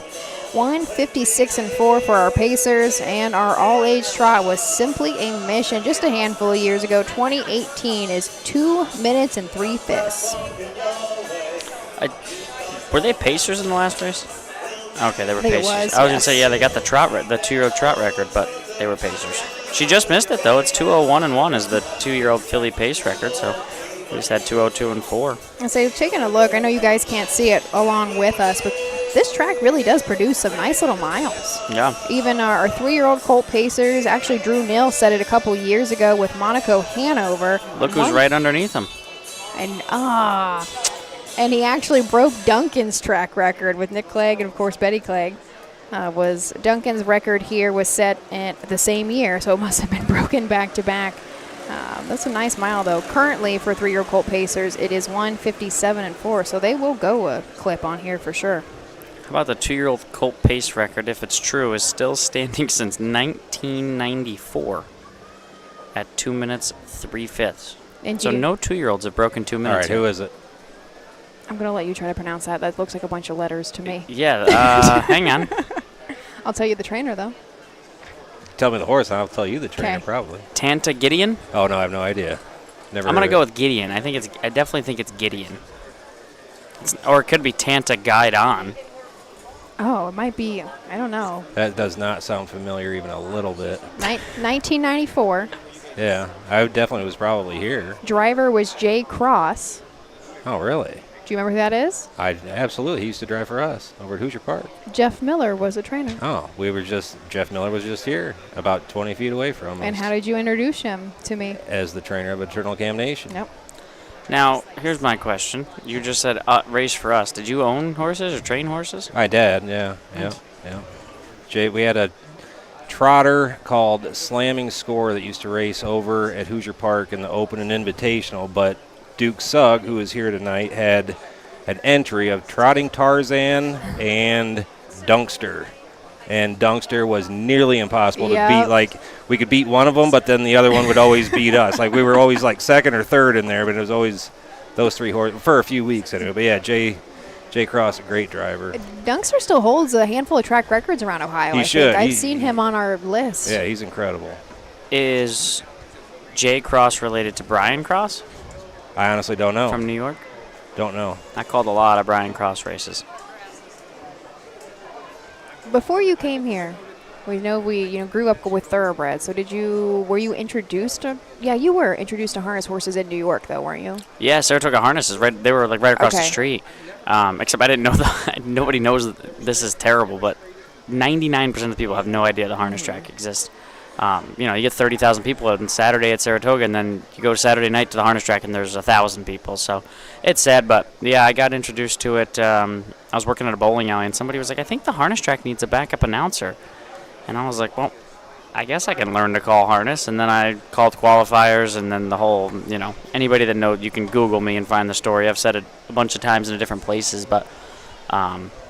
Google me. What a flex. You can Google me. No, I don't mean it like that. I know. If you look, it's just crazy. If you type in my name, it's like there's like an article on harness link. There's a USTA. And instead of, reiterating the story multiple times, but I'm sure most people have probably heard it at this point. Anyone that asks, it's always the same. It just started at Saratoga Harness. Then I filled in at Tioga, filled in at Vernon, filled in at Freehold. And then here we are at Northfield That's Park. why you said the Vernon Downs are getting their lights fixed and you couldn't see anything. Yeah, because I announced that it was terrible. This is the second division of the 3-year-old filly trot. Going for a purse of $6,690 and a blanket courtesy of J&L Construction, LLC. Number 1 is Tom Hands It Over, all by Jerry Meisel of Westland, Michigan, trained by Steve Novak, the driver, Mark St. Louis Jr. Number 2 is Dublin's Martini, all by Kimber Clegg of Matamoros, Pennsylvania, trained by Betty Clegg, the driver, Braden Rhodes. Number 3 is LT Modana, all by Gene Massey of Sycamore, and Patricia Jury and Jim Mays of Bucyrus, trained by Curtis Massey, the driver, Clifton Bell.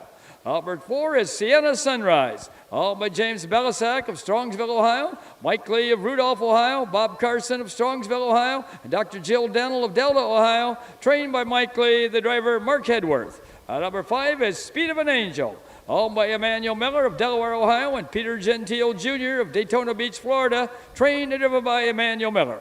Horses will take one score and go to the gate and mute your window. I need to bring out my flashlight. It is getting dark up here. Yeah, there's a light right above your head. You have to get that thing on. But 6th race here, 3-year-old filly trotters. 1 is Tom, Hands It Over, Mark St. Louis Jr. driving for Steve Novak and Gerald Meigel. She's a 3-year-old filly of Long Tom out of the Big Riggs mare, Miss Riggs. 0 for 14 in her career, hit the board a couple of tries. 2nd at Paulding, beaten 15 lengths, and was 3rd at Bowling Green. Did make a break at Berea most recently. Gets the rail for Mark St. Louis. Dublin's Martini is our 2-horse, Nick Clegg, and the bike for Betty Clegg. This is an Uncle Peter filly out of Perfect Martini, a credit winner mare.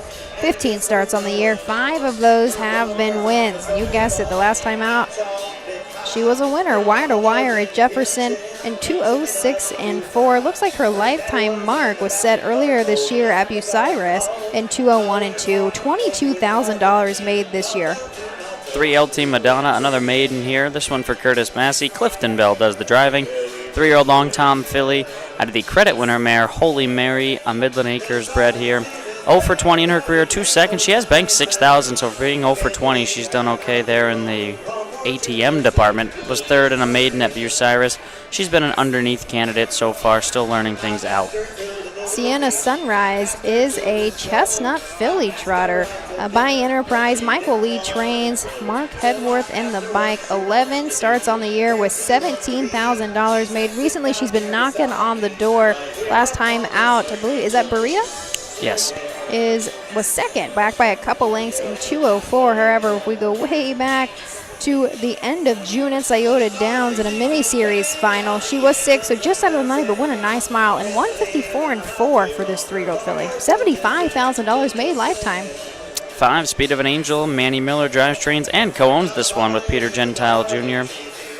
8 wins in her career, 5 of them as a freshman. She's already 3 for 10 this season, banked over $33,000, and she was a $31,000 Ohio Select purchase, so she's paid for herself. They win back at Bell Fountain. Is that how you say it, Bell Fountain? Yep. 2:04 and 2 there. Timed at 2:01 and 3 at Bucyrus. Has the far outside post here, though.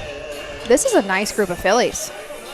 Yeah, the 2 outside horses have done some real nice things in their career, and then Clegg has the post edge on him with a horse that could be in the front, so interesting race. Then you got a couple horses still learning their way around the track with the 1 and the 3. But crazier things have happened. They might It's horse racing. Yep. They might click. Somebody might make a break. So that's why sometimes it's all right to put a money on a long shot. Looks like our longest shot on the board is sitting 70-1 as our 3-horse, LT Madonna. But let's throw it up to Bill Peters for the call of the 6th.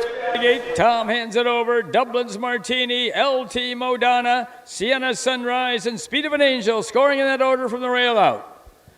Here they come.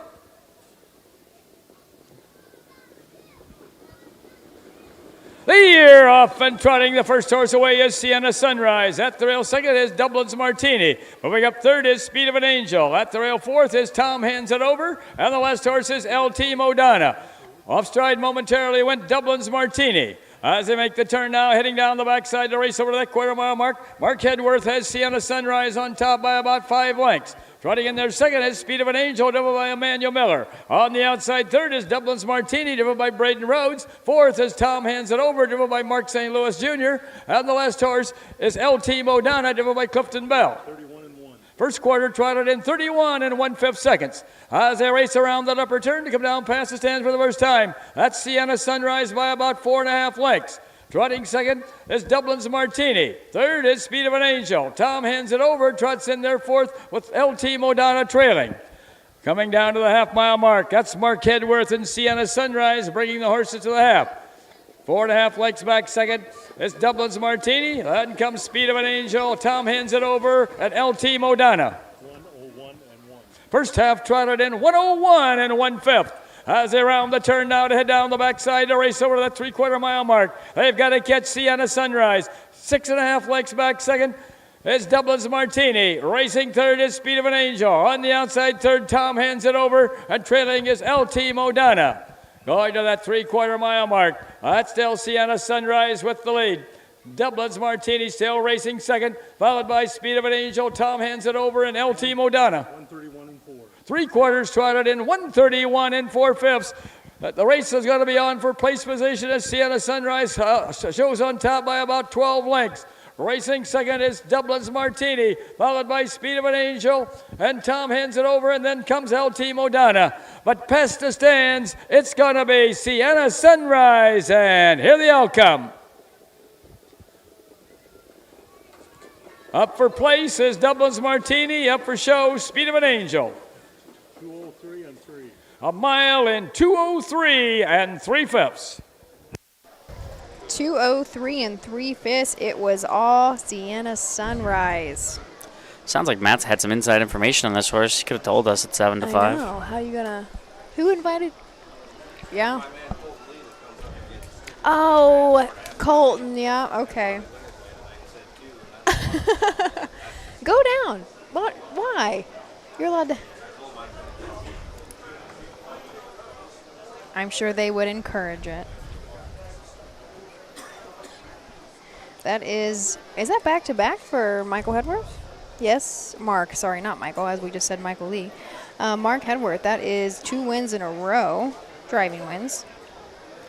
It's a nice horse. Now going over just 35. She's going to be close to 80,000 now in her career. It's going to put her at like 79 and some change. So done some really nice things, and this is another homebred, so nice to... I can imagine a homebred has to be more fun than going out. As fun as buying one and just winning any races, but watching one be born, raised all the way up as a weanling and then a foal, or not a foal, a yearling, and then a 2-year-old, and now becoming a 3 and making money. That's got to be a fun thing for the connections. I'm going to say it feels a little bit more satisfying that way, especially when you're just small time, right? You've got maybe 1 or 2 that hit the ground a year, and when you can make a little bit of money.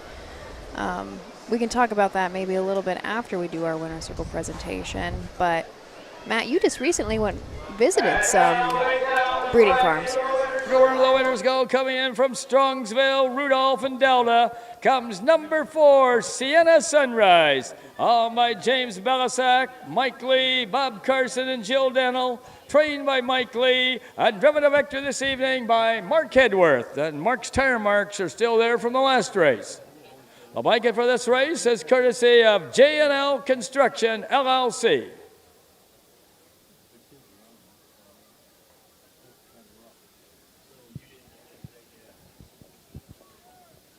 Let's have a big hand here for Tyler Burris, Mike Brown, Mark Hedworth, and Sienna Sunrise, and to J&L Construction, LLC, the donors of the blanket.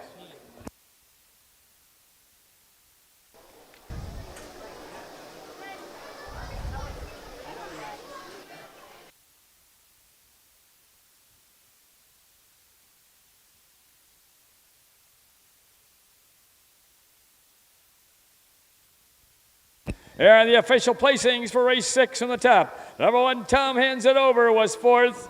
Number 2, Dublin's Martini was 2nd. Number 3, LT Modano was 5th. Number 4, Sienna Sunrise was the winner. Number 5, Speed of an Angel was 3rd. Time of the first quarter was 31 1/5. The half was in 101 1/5. The 3/4 in 131 4/5, with a mile in 203 3/5. From the top of charade, 4, 2, 5, 1, 3 on the bottom, the mile in 203 3/5. 203 3 for Sienna Sunrise. Mark Hedworth driving double. 6 in the books. We'll be back with a full field of 6 in race 7 after these messages.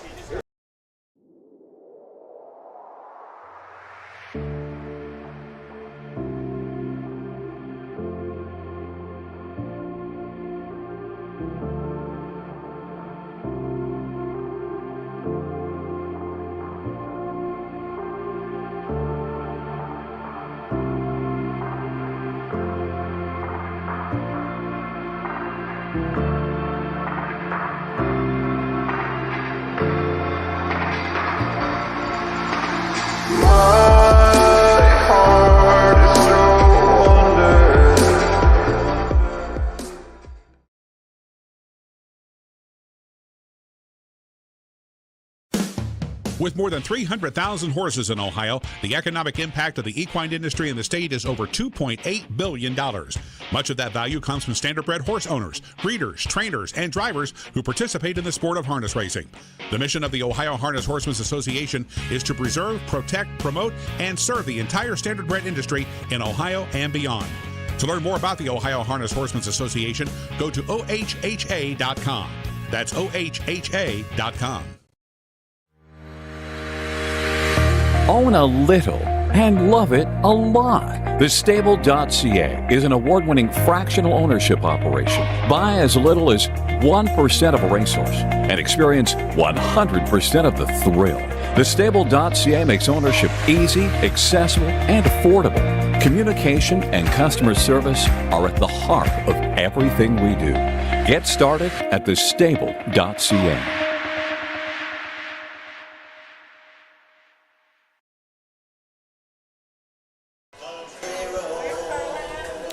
Welcome back to the Henry County Fair, Napoleon. We were talking some music off the air. We got Matt Richardson giving us John Denver in between races. It's been a little mix of everything tonight.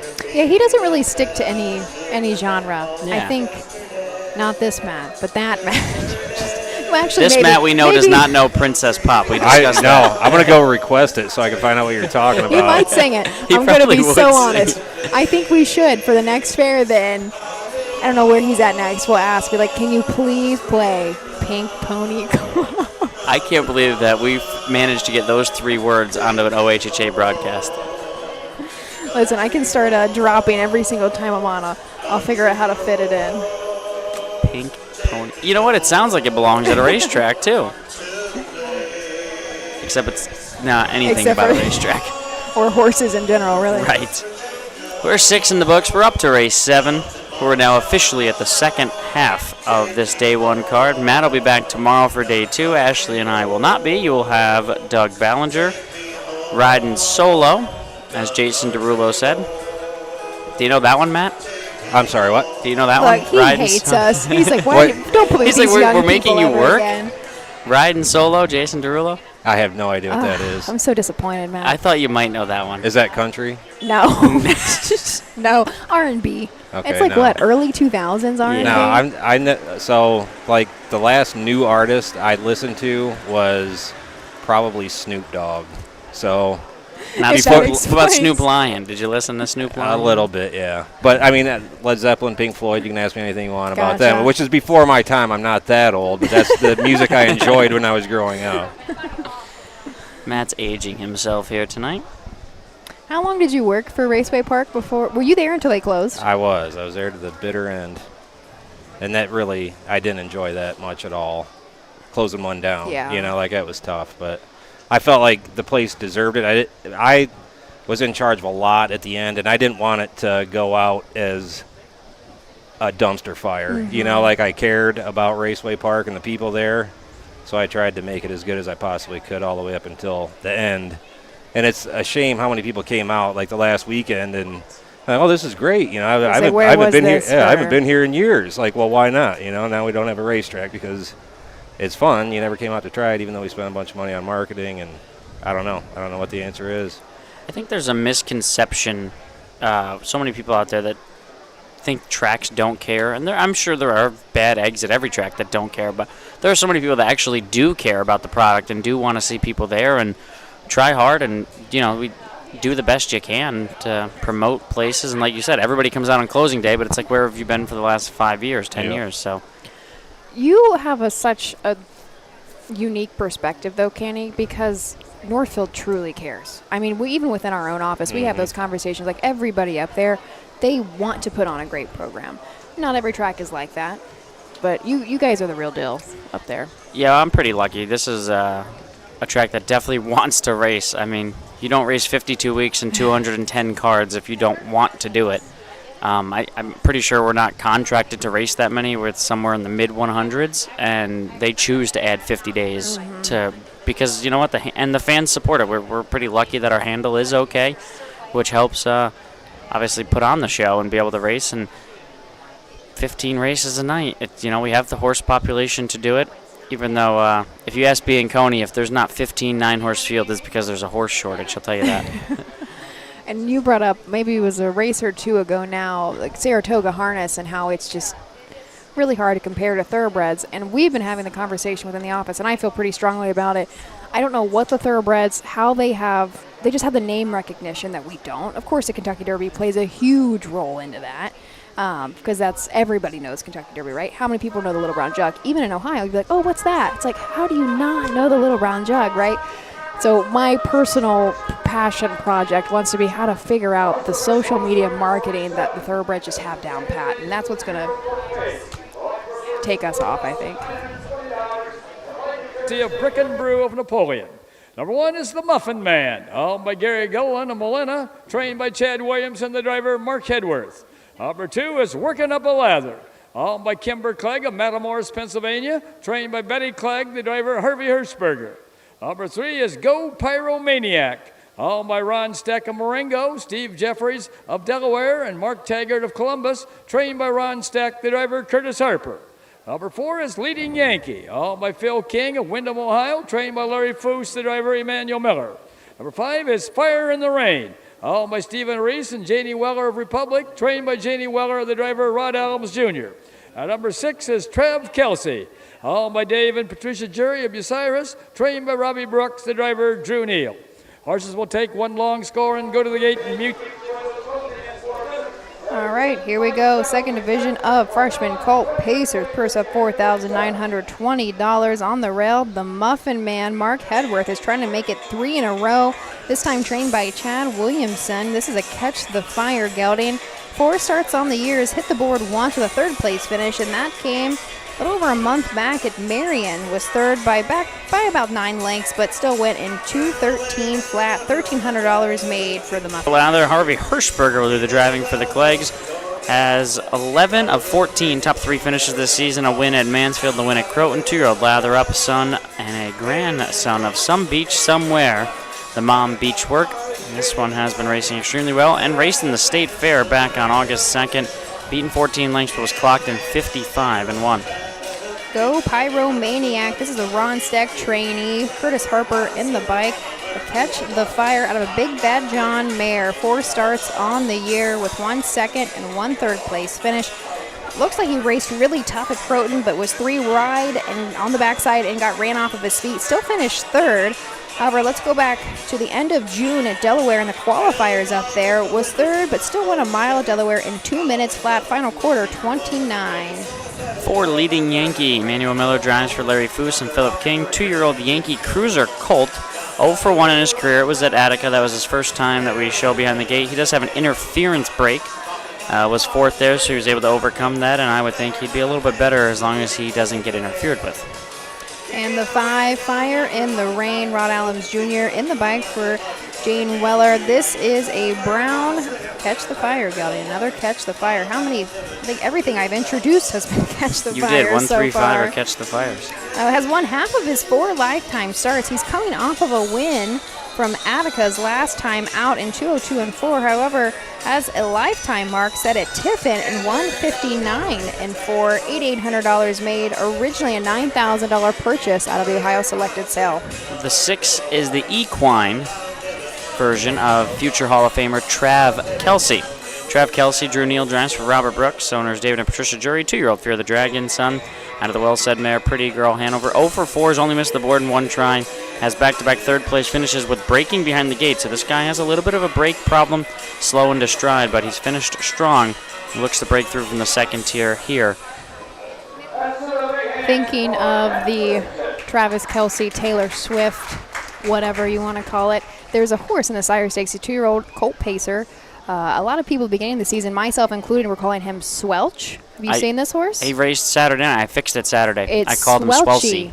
It is, though. Or Swelchy. Okay. It's one of the owners stopped me at Scioto and like, oh yeah, it's a play on Taylor Swift and Travis Kelsey. I don't know where she got it from or why that was the choice, but it's a play on both of their last names. So, and I'm not picking on him because I probably would have done the same thing. Was Barry said Swelch, so I said, okay, I'm just going to go with Swelch.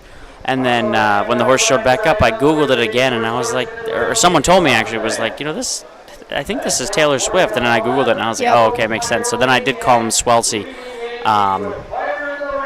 Saturday night. So he's a pretty nice little horse. I don't know where he ended up at Northfield, though. I thought he raced, he might have come first up and was 3rd, I think, or something. But he didn't win, but I do remember changing the name because I was told that it's not Swelch, it's Swelcy. And now we have Trav Kelsey, who, if he lives up to his name on the human side, is going to be a pretty nice horse. Are you a pretty big sports guy?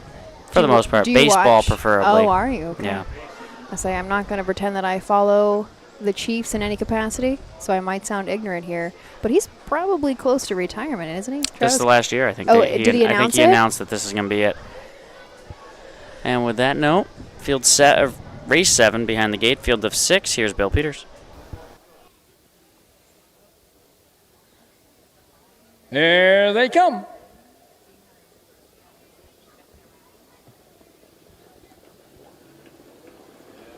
The year off and pacing the first horse away is Working Up a Lather. At the rail, 2nd is the Muffin Man. Up on the outside, 3rd is Fire in the Rain. Racing 4th is Trav Kelsey. Racing in their 5th is Go Pyromaniac. And the last horse is Leading Yankee. As they make the turn now to head down the backside to race over toward that quarter-mile mark, Harvey Hirschberger has working up a lather along the way with the lead. On the outside second, that's Rod Adams Jr. with Fire in the Rain. Third is the Buffin Man, driven by Mark Hedworth. Racing in their fourth down the backside is Trav Kelsey, driven by Drew Neal. Fifth, down the backside is Go Pyromaniac, driven by Curtis Harper. And the last horse is Leading Yankee, driven by Emmanuel Miller. 29 and 2. First quarter paced in 29 and 2/5 seconds. As they race around that upper turn to come down past the stand for the first time. That's working up a lather with the lead. Racing right there a close second is Fire in the Rain. The Buffin Man races in their third. Fourth is Trav Kelsey. No change coming down to the half. That's Harvey Hirschberger and working up a lather, bringing the horses down to the half. Fire in the Rain right there second on the outside. Third now is Go Pyromaniac. Moving up fourth is Leading Yankee. At the rail fifth is the Muffin Man, and the last horse is Trav Kelsey. 101 and 2. First half pace in 101 and 2/5 as they round the turn now to head down the backside to race over to that 3/4 mile mark. Six pacers are pretty well bunched. That's still working up a lather with the lead. On the outside second now is Go Pyromaniac. At the rail third is Fire in the Rain. Up on the outside fourth is Trav Kelsey. Going to the back, down the backside. That is still with the lead working up a lather. 132 and 2. 3/4 in 132 and 2/5. That's working up a lather with the lead. On the outside second is Go Pyromaniac. Along the rail third is Fire in the Rain. Moving in there fourth is the Muffin Man. On the outside fifth is Leading Yankee, and the last horse is Trav Kelsey. As they race toward home, that's working up a lather with the lead. Working up a lather and Fire in the Rain. It's going to be working up a lather, and here the outcome. Up for place is Go Pyromaniac. Up for show, Fire in the Rain. 202. A mile in 2:02. 2:02 flat, and I was fortunate enough to see Harvey Hirschberger's first career win back at, it just slipped right out of my head. Carrollton? Was it this year? Yeah, it was Carrollton? July 8th, I can't remember, I'm mixing up. It's not, I don't know if it's on this horse, but. Anyways, it was on July 8th, I can't think of the name of Cortland, there we go. Oh, was it Cortland Fair? He did it at Cortland, was his first career win, that was cool to watch. And I'm not sure which one this is, but he's had a few since. But working up a lather, a double for the Clegg team. There's the lights in the grandstand. We can see again. Finally. No one would have questioned you, Matt. You look official. Just go up there. So that is a double for trainer Betty Clegg and Harvey Hirschberger's first of the card. So OHHA, we always try to keep track of, big milestones. And, of course, your very first one is your first big milestone, right? And I think we missed Harvey's. Well, it's definitely at Cortland. It was July 8th. I'm going to have to make a note of that. Thanks for the note. I'm always helping out where I can. That's why you're here tonight, 2.5 hours away from home. just to remind you of Harvey Hirschberger. Couldn't have done that in an email, right? One of those Facebook things like this could have been an email. The cool thing about Harvey that I was mentioning to you and I now mention on here since we get the opportunity is I love Harvey Hirschberger's colors. I love the blue and the HH logo on his arm. Very futuristic kind of. It's like a 3D logo. It looks very cool. I don't know. You probably can't see it particularly well on camera, but if you get a chance to come out to the track and see Harvey, take a look at his colors. I think they're pretty cool. Now, does he just have his P license, I'm going to say? I don't even know if he has that. It might just be QF. Q, okay. Yeah. Yeah, he just started driving. Just started working for Nick about 4 or 5 months ago. Oh, gotcha. Yeah. Okay. Never sat behind a horse. Nick said, I'll teach you. Really? Here you go. How cool. Okay, we got to make a note of that. We got to get Harvey or Nick to come over here and talk about it, because that's we cool. should. Go run of the winners go. Coming in from Matamoros, Pennsylvania, comes number 2, Working Up a Lather. Owned by Kimber Clegg, trained by Betty Clegg, and driven to victory this evening by Harvey Hirschberger. The blanket for this race is courtesy of Brick and Brew of Napoleon.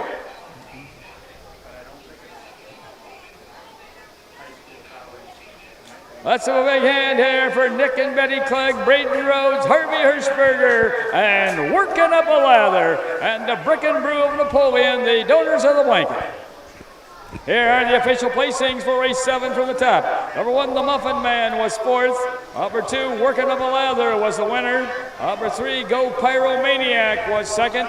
Number 4, Leading Yankee was fifth. Number 5, Fire in the Rain was third. And number 6, Trev Kelsey was sixth.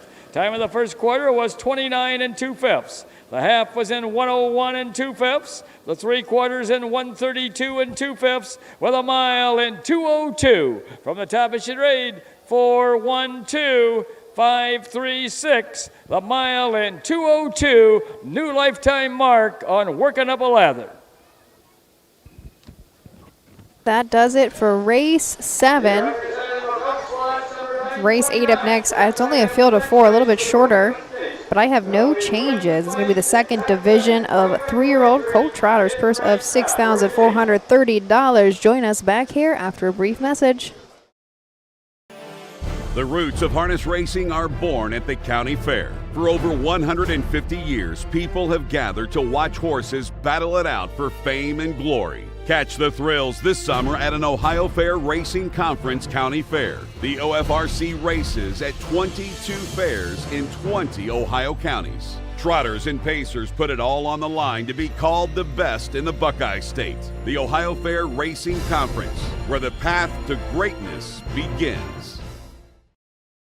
When you need supplies for your horse, one name stands out: Big D's. Since 1976, Big D's Tack and Vet Supply has been the equine experts you can trust. Whatever your horse needs is available at Big D's Tack and Vet Supply. Visit the retail outlet in Streetsboro, Ohio, or order online at BigD'sWeb.com. Sign up for text messaging and receive $10 off your order. Big D's Tack and Vet Supply. Dublin Valley Farms, home of Volstead Sire of 2024 Ohio Horse of the Year Sugar Instead. Also standing at Dublin Valley Farms, Slay, a promising young son of Chapter 7 and Coach K Hanover by world record holder Walner. Looking for your next winner? Dublin Valley Farms and our clients are offering an exciting lineup of yearlings with current and fashionable pedigrees. Available at public auctions this year. Backed by a team that cares, Dublin Valley Farms, Fredericksburg, Ohio. Coming from you, Traxa, at the Henry County Fair here in Napoleon. The sun, we avoided the sun. We really did. We were tucked up underneath the grandstand, and last year was horrible and miserable, and I remember trying to sweat to death, but it has just been a fantastic night. Kenny, it's been so much fun working with you. Yeah, it's been a lot of fun. We don't get to talk much because you're on a different neck of the Different woods. zip code, Yeah. literally. Yeah, so you're down by Columbus. I actually live basically in Dayton. Okay. I live 15 minutes north of Dayton Raceway, and I've been there for almost 3 years now, actually, I think. But I work in Columbus. So you have to hike that drive every day? Yep, pretty much every day. OHHA is great, and I've been there for enough years now where I can kind of flex, like, hey guys, I'm just writing stories. Can you please let me do that from home? So I appreciate Vin Frank and Susan. I've been with them since the beginning, right? And, beginning of me, I should say, me joining the OHHA 27 team. years ago? The beginning of Yeah, pretty much, right? And I was kind of the guinea pig. It was a joke early on. Like, I really was the guinea pig. They had no idea. They created this position, the outreach marketing position, and I was pretty much fresh out of college. I moved back from Idaho at the time, and I grew up in the industry, and so... How did you end... No, we can't skip over that. How did you end up in Idaho? Because I ended up in North Dakota, and that was ridiculous. Oh, you did? Okay, we'll just swap stories here. I actually lived in Colorado and Idaho for a brief stint of time. I did ranch work. I was a riding horse, quarter horse girl before anything. Obviously knew... Everything I knew about a horse came from the Standardbreds, but I wanted nothing to do with race horses at a young age because I didn't understand that. I thought the horses, I correlated, my parents are gone all the time because of the race horses, right? So I kind of made distance myself and really fell in love with quarter horses and then rodeoed a lot was how I got my start. And then in college, I was kind of introduced to the ranch world side of stuff, and I said, I'm going to leave Ohio and never come back. Did it for a couple years, and then this job popped up, and it was over. It was over, and now you're back. I have stayed since. But yeah, that was how I ended up out there, and I enjoyed it. I actually packed mule strings. We were talking about, I packed mule strings and for hunting camps, and moved some cattle. That's what I was a real cowgirl. Would you believe that? I feel like most of the girls that work in racing have obviously grown up in some kind of racing capacity. So it doesn't surprise me when they're like, I rode horses or showed horses or anything, barrel raced. Riding horses is cool. I've done it like twice, so not as much as you, but it's you were fun. in South Dakota? North Dakota. What were you doing? Yeah, I worked at a track called Chippewa Downs. Chippewa Downs. Was it quarter horse racing up there? It was quarter horses and thoroughbreds, and it was a half-mile thoroughbred track. Very cool. Well, here is the post parade. I'm going to hand it over to Bill for the 8th. $430 and a blanket courtesy of Elks Lodge number 929. One is Hydroplane and Henry, all by Ernie Ayers of Sand Creek, Michigan, and Ellen Bellamore of Sylvania, Ohio, trained by Ernie Ayers, the driver Greg Bateson. Number 2 is Silverton, all by Rosie Weaver of Beach City and David Jury of Bucyrus, trained by Rosie Weaver, the driver Drew Neal.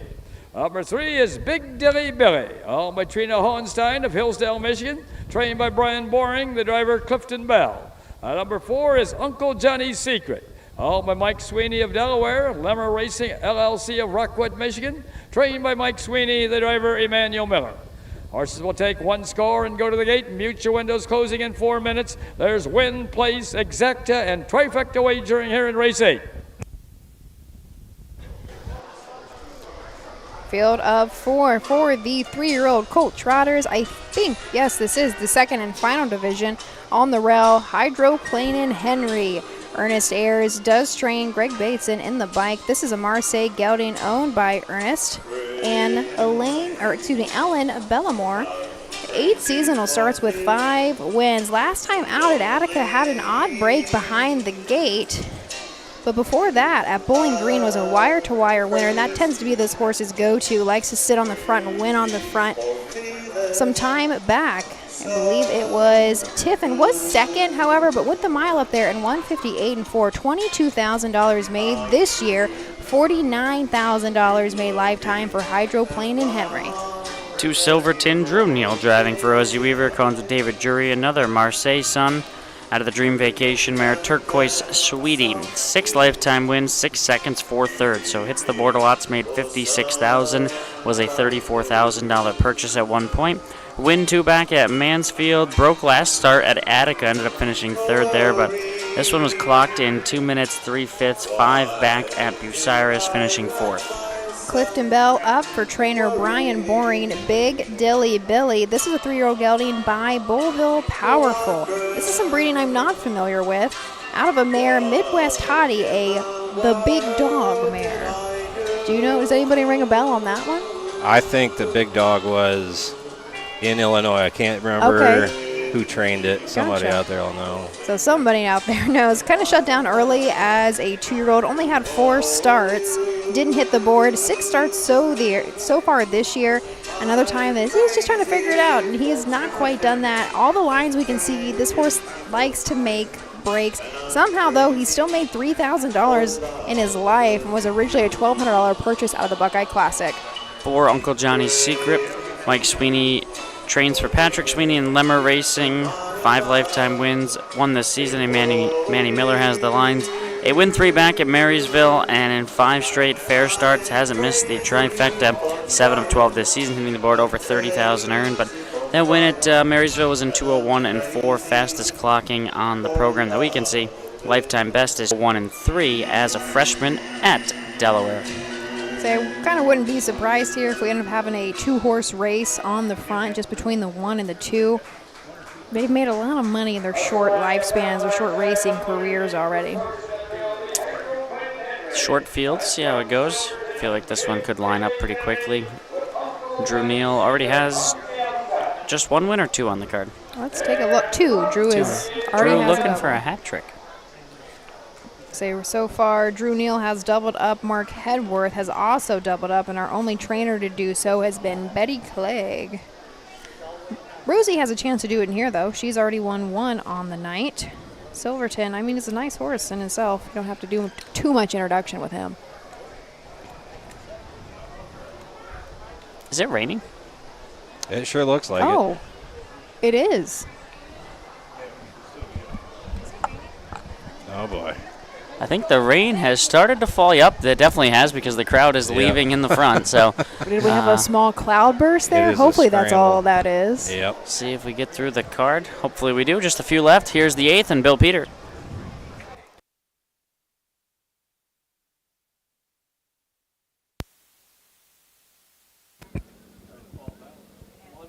Here they come.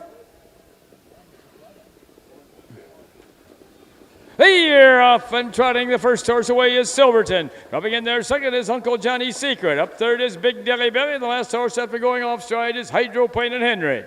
As they make the turn now to head down the backside to race over to that quarter-mile mark.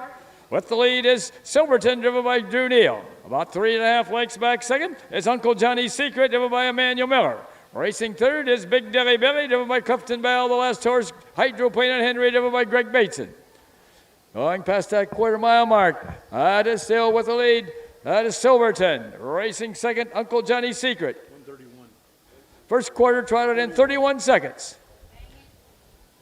With the lead it is still Silverton. Closing in a wee bit second is Uncle Johnny's Secret. Hydroplane and Henry racing third. The last horse after going off stride is Big Dilly Billy.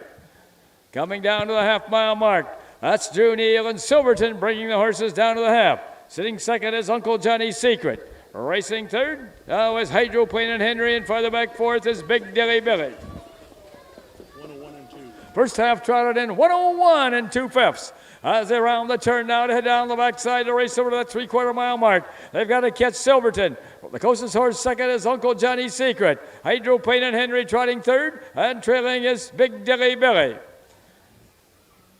No change going to the 3/4 mile mark. Silverton by 2 lengths over Uncle Johnny's Secret. Still third is Hydroplane and Henry, and last is Big Dilly Billy.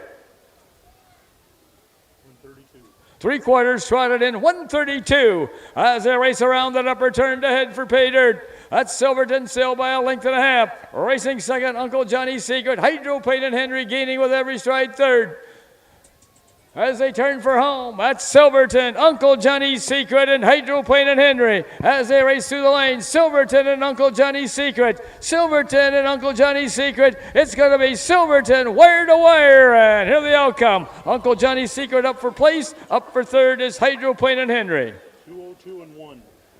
A mile in 2:02 and 1/5. There is our 3-horse finally finishing.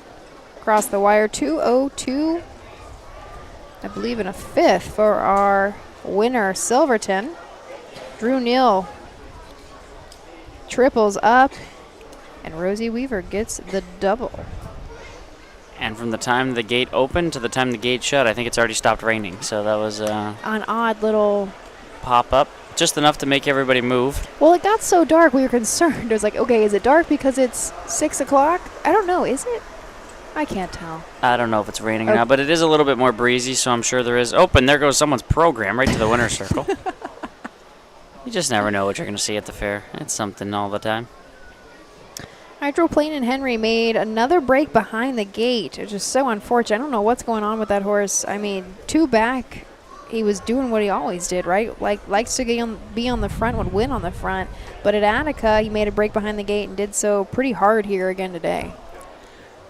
Yeah, 2 in a row, both from the rail. I mean, sometimes horses, I know that's like a handicapping angle. Horses off the rail, moving, it's just a tighter spot behind the gate. They're crowded by the other horses, can cause them to break, but not sure if that's his issue or what. But the horse that did stay flat was Silverton. He got over his break from a week ago and is right back trotting to the winner's circle. There he comes. Track into the winner's circle where the winners go. Coming in from Beach City and Bucyrus comes number 2, Silverton. Owned by Rosie Weaver and David Jury, trained by Rosie Weaver, and driven to victory this evening by Drew Neal. And Silverton has just broken that 3-year-old colt trotting track record that's been the prize set back in the race 4. So we have another new track record holder for the 3-year-old colt trot. This is being Silverton, trotting that mile in 2:02 and 1/5. The blanket for this race is courtesy of Elks Lodge number 929. Let's have a big hand here for David Jury, Drew Neal, and Silverton. And Elks Lodge number 929, the donors of the blanket.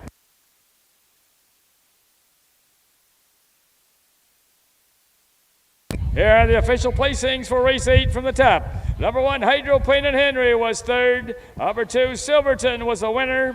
Number 3, Big Dilly Billy was fourth. And number 4, Uncle Johnny's Secret was second. Time of the first quarter was 31 seconds. The half was in 1:01 and 2/5. The 3/4 in 1:32, with a mile in 2:02 and 1/5. From the top, it should read 3:14, 2 on the bottom, the mile in 2:02 and 1/5, a new track record for 3-year-old colt trotters.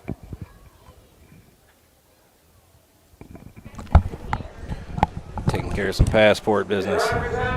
What happened to the stickers? Did we run out of stickers? Kind of. Kind of. Sounds like maybe Matt just didn't bring them. I'm thinking. We're 8 in the books. Silverton, Drew Neal for a hat trick. We have 3 more to go. Up next, Signature Series Trotters after these messages. At Ohio State's Galbraith Equine Center, our veterinary champions are here for your champions 24/7, 365 days a year, providing advanced specialty care for sports horses from all stages and disciplines. Our expert team of boarded surgeons and sports medicine and rehabilitation specialists, together with veterinary cardiologists, internal medicine, and ophthalmologists, make our hospital your best resource for all sports horse performance issues. The Ohio State Veterinary Medical Center's Galbraith Equine Hospital. Call us today at 614-292-6661. Dublin Valley Farms, home of Volstead Sire of 2024 Ohio Horse of the Year Sugar Instead.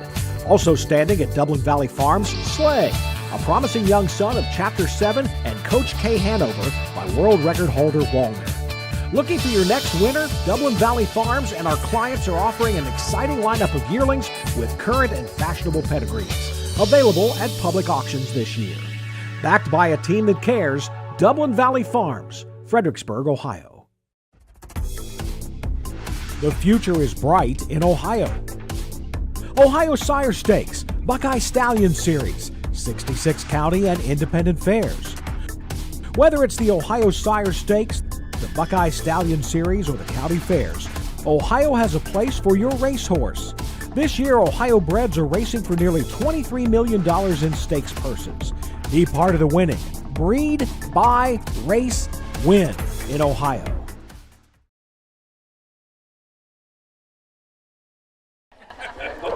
So we just had, did you talk about the track record? I wasn't sure because you left me I know, hanging. because I just took off my mic and was doing other things. So we missed it. Race 4 was the first division of 3-year-old colt trotters. The winner there was Spin the Prize, which is a Rosie Weaver trainee. Drew Neal set a new record for 3-year-old colt trotters in 2:02 and 4, and then Rosie Weaver just had a second trainee come back in race 8 and break that track record for those colts once again in 2:02 and 1. So we've lowered the track record by 4/5. Both Rosie Weavers. It was 2:03. Now it's 2:02 and 1. And now we're going to the all-age trot record, if we get there, with the 4-year-old Signature Series. And then we have a pair of 2-year-old Pacers, one for fillies and one for colts. So we're done with the 3-year-olds on this card. 3-year-old Pacers are back tomorrow. Let's take a look. Yeah. Should be, because we don't have them today, right? That's right. It's only 2 days of racing here. Join us back here. It'll be Doug Ballinger on air at 6 p.m. We have sophomore Pacers and freshman trotters, as well as the Signature Series Pace and the ladies. The ladies race. The ladies All are right. coming tomorrow. That's always a good one. For the ladies, if they are listening, don't forget, it will be me, reaching out at some point here in the near future, because we're about 2 months away from our ladies race on Courageous Lady Night at Northfield. Oh, So- are you in charge of that? I kind of fell on my lap, which you is fine because I inherited like it? doing it, and it's a cool race, and I'd love to get 2 divisions of it. If we could get 18, because I don't want to have it where you have like 12 drivers and some get to drive in 2, and why does this lady get to drive in 2? So we try to, if I could get 18, and the horses are a little bit harder to find because obviously the ladies are all game to drive. So, but yeah, we've been pretty lucky, and we continue to get new lady drivers. If Maddie Angus, Tyler Angus's younger sister, she won on Fair Night, so if she gets a P license by then, I know Candace Branstetter Hall had mentioned racing in it. So we'll see, but anyone that is listening and wants to reach out, certainly reach out. I will be reaching out soon, probably here in the next couple of weeks to start putting that. Probably the beginning of September. Gives me about 6 weeks or so. Thinking of lady drivers, our very own Lauren. Yeah, Lauren's, I mean, she's at the, we always start with our local ladies first. So Lauren, obviously, Christina Johnson, Nadine, our outrider, who did a terrific job the other night. For anyone that watched the race, a horse broke a line right off the wings, and right in the middle of the race with all the horses who were inside, she was able to corral him. She's a hawk, isn't she? That was in one try, too, you know. Yeah, and the horse was going full. He was pacing with the rest of the field just, you know, out in the 10 path. Because, you know, he had no control of the left line. Oh, she is a hawk. She is truly one of the best. Yeah, truly. She does a fantastic, a job that you don't want someone to know your name, but we've had to have her a few times, and she does a fantastic job. She's even got me distracted a couple of times in the middle of the race because we have a geese problem at Northfield. So I'll think an accident's happening because she's barreling down the stretch at 100 miles an hour. And I'm like, what's going on? Look around, and it's like, oh, those 6 geese at the finish line that she's trying to flock out of there. Trying to save their lives a little bit, yeah. You know? But it sounds like we have our post-parade of race number 9. Henry County Horsemen's Memorial Trot is for 4-year-olds and up, a part of the Signature Series, going for a purse of $3,125 and a blanket courtesy of Rita St. Holt's Tax Preparation. Number 1 is Feisty Jim. He's a bay gelding, 11 years old, by Triumphant Caviar, a feisty kind of love by Feisty GG, owned and trained by Joe Wilson of Marion, driven this evening by Drew Neal, lifetime earnings over $55,000, a lifetime mark 154. Number 2 is CS Full Speed. He's a bay gelding, 4 years old, by Full Count, out of Ms. Friendly by Superstar Sabra, owned by Jay and Louise Weller of Republic, trained and driven by Jay Weller, lifetime earnings over $37,000, a lifetime mark 2 minutes and 3/5. Number 3 is Nothing But a Dreamer. He's a bay gelding, 5 years old, by Muscle Mass, out of My Impossible Dream by Chocolatier, owned by Kimber Clegg of Matamoros, Pennsylvania, trained by Betty Clegg, driven this evening by Nick Clegg, lifetime earnings over $218,000, a lifetime mark 153 and 4/5. Number 4 is Solar. He's a brown gelding, 8 years old, by Father Patrick, out of Jupiter by Donato Hanover, owned by Sally Wadsworth of Sandusky, Michigan, trained and driven by Jennifer Main, lifetime earnings over $137,000, a lifetime mark 155. Number 5 is Duke of Lindy. He's a bay gelding, 8 years old, by Cantab Hall, out of Nashville, Lindy by Love You, owned and trained by Mike Downey of Magnetic Springs, Ohio, driven this evening by David Justice, lifetime earnings over $141,000, a lifetime mark 155 and 1/5. Number 6 is Dublin Rockin' Jerry. He's a bay gelding, 4 years old, by Enterprise, out of Magic Dancing by Cadabra, owned by Anthony Miller of Dundee, Ohio, and Herman and Hagerman Racing of Mount Vernon, Ohio, trained by Herman Hagerman, driven this evening by Emmanuel Miller, lifetime earnings over $76,000, a lifetime mark 156 and 4/5. Those are your horses for the 2025 Henry County Horseman Memorial Trot. Trying to find the Signature Series page. Well, Bill Peters did a great job introducing this field of 6 for the Signature Series 4-year-old and up trotters. Got an 11-year-old, the eldest of the group, the one Feisty Jim. The richest horse in the race, Clegg's horse, Nothing But a Dreamer, $218,000. How about him, his 24th start of the season? Say Bill always does such a great job introducing.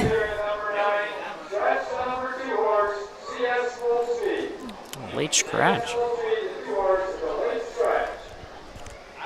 So CS Full Speed, our 2 horse, is going to be out of this race. We did have no changes. That we did. And speaking of lady drivers, Jennifer Main drives the 4 Solar. She'll also be a part of our women's race, I'm assuming. She's been in it both years that I've done it. Oh, but why I brought up Lauren, she just got back from, where was she at? Ireland? Vincent, was it in Ireland this year? She was wherever Roger just was. They were all on that same trip together. I know, I just know it's the memorial that they go out there for, but I think it kind of hops around, but everybody's probably barking at me saying, no, it's always here. Sorry, viewers, if I am giving incorrect information. Any idea how she did? She was second. Oh, was she? I think she was second, yeah. And then she was second last night in the Glada at Northfield. Oh, nice. Lauren She's also got a nice little trotter that's in the BSS Sire Stakes fair, kind of trying to figure out where he belongs, but he won on a fair race. I think he was in the Sire Stakes yesterday or Sunday night at Northfield. Can you give me a name? Oh, that is just... Too much? Asking too much? Asking way too much. It's long and all one word, I can tell you that. That's as good as I got. And she's down as trainer? Yeah. She owns, trains, and drives with her mom. Tyler Smith, I think, drove Sunday night because she was... Trying to think. Now I'm going to have to go to the U.S. trotting while this race is going on. But looks like we're going to take just a moment to go behind the gate for the 9th, our Signature Series trot. Purse of $3,125. Now scratch down to a field of 5. The Signature Series. This is just one of 36 participating fairs. Owner's race. Now everyone gets paid. Good point. Yeah, I'm going to say, and really, some of these Signature Series do go for quite a bit of money. $3,000 is not a terrible purse, but it's definitely not the biggest we'll see all season. But a lot of these guys here, their main aim is to collect points for the final. And the final is at Delaware. It's always at Delaware. The Signature Series Pace Final, going for approximately, I think it's a $16,000 purse, is September 14th. And the Signature Series Trot Final, again, it's around $16,000, is the 15th this year. That's always one of my favorites because these are some game horses. Lisa Schwartz has done a great job, taking care of this program, and they attract nice horses now. Didn't Steve Bateson have a horse win the Signature Series Pace 2 years ago? Surfing the Canyon. Surfing the Canyon. Yeah, I knew that was the one. Yeah. As a nice horse. And then who was our other? Southwind Amazon was in the race. He was second. I remember that. Who's the trotter? The Stony trotter. Ridge Stony Ridge Top. John Kineski III. Has he been out much this year? He's raced him at some fairs. He's also like open caliber right now at the raceways, but he wants to make enough points to get in the final for the Signature Series. Last I heard. He was just at Northfield in the Open Sunday night. How'd he do? No good. Yeah, pulled second over and went backwards. But he was coming off like 3 straight Signature Series wins, so he's been doing very well. And he had won 2 Opens at Northfield before that, so I'm not sure. It was very uncharacteristic for him to not be sharp that night. Say it's not like you have to, that horse belongs there. It's not like that at all. Yeah, no, he's won 2 Opens before. He also had the 8-hole, so I'm not going to hold too much against him. Who knows? Oh, the 8-hole at Northfield. He gets real grabby, too. Like if you try and take a hold of him, I mean, he wears a choke plate on him, so who knows? He could have maybe gotten his air a little bit. Well, there you go. Signature Series. This one for trotters, $3,125. Bill Peters has the call. Scratch down to a field of 5.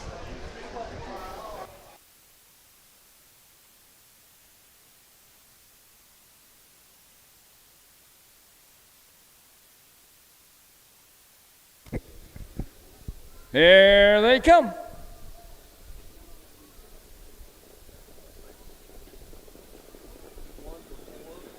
They're off and trotting. The first horse away is Solar. At the rail second is Nothing But a Dreamer. On the outside third is Duke of Lindy. Off stride fourth is Feisty Jim. The last horse heading down the backside is Dublin Rockin' Jerry. As they make the turn now, heading down the backside to race over to that quarter-mile mark, Jennifer Main has Solar on top by 2 lengths. Trotting second is Nothing But a Dreamer, driven by Nick Clegg. Third is Duke of Lindy, driven by David Justice. Fourth is Dublin Rockin' Jerry, driven by Emmanuel Miller. The last horse, Feisty Jim, driven by Drew Neal. As they race past that quarter-mile mark, that's still Solar with the lead. Racing second, Nothing But a Dreamer. 30 and 2. First quarter trotted in 30 and 2/5 seconds. As they race around that upper turn to come down past the stand for the first time, that's Solar by a length and a half over Nothing But a Dreamer. Duke of Lindy trots third. Then comes racing in their fourth, Dublin Rockin' Jerry, and the last horse is Feisty Jim. Racing down to the half-mile mark, the front 3 are pretty well bunched. That's Jennifer Main and Solar bringing the horses down to the half. Sitting in the golden chair second is Nick Clegg with Nothing But a Dreamer. Racing third is Duke of Lindy. Then comes Dublin Rockin' Jerry and Feisty Jim. First half trotted in 101 and 2/5. As they round the turn now to head down the backside to race over to that 3/4 mile mark. The one to catch is Solar. Here comes Nothing But a Dreamer out of that 2-hole. Racing right there, close third, Duke of Lindy. Heading down the backside now, Nothing But a Dreamer sticks his nose out in front. Dropping back second is Solar. Moving up a little closer third now is Duke of Lindy. Racing fourth, Dublin Rockin' Jerry. The last horse is Feisty Jim. Past that 3/4 mile mark, Now Nothing But a Dreamer goes off stride and Solar regains the lead. 132 and 1. 3/4 in, 132 and 1/5.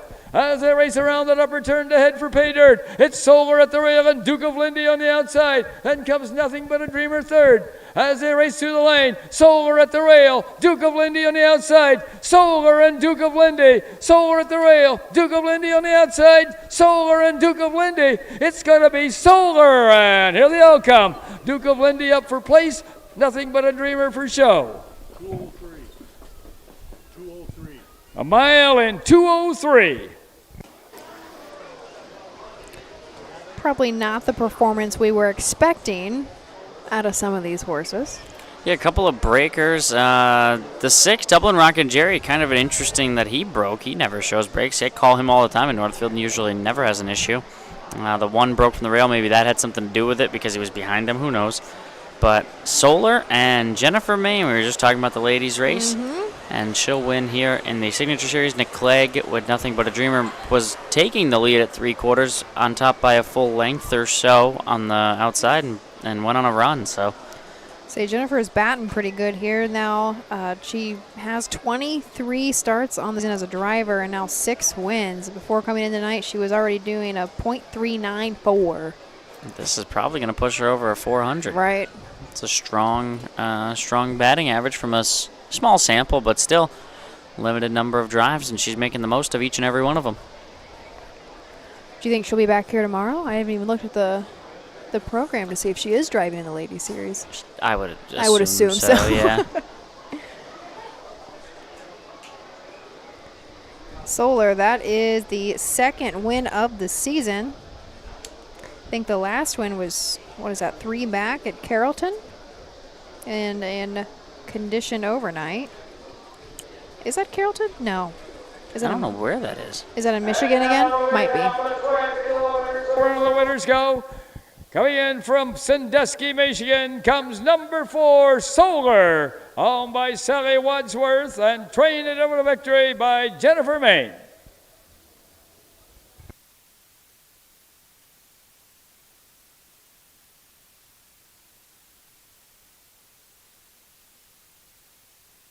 The blanket for this race is courtesy of Rita St. Holt's Tax Preparation.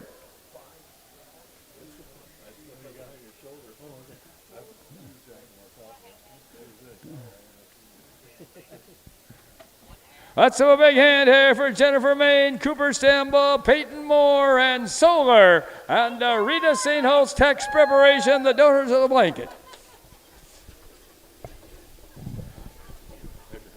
I want to mention that one of our horse ladies is having a happy birthday today. Let's have a big happy birthday to Elizabeth Diamond. Elizabeth Diamond, who will have her horse Little Flicka here racing tomorrow evening. Today's her birthday. Happy birthday, Elizabeth Diamond.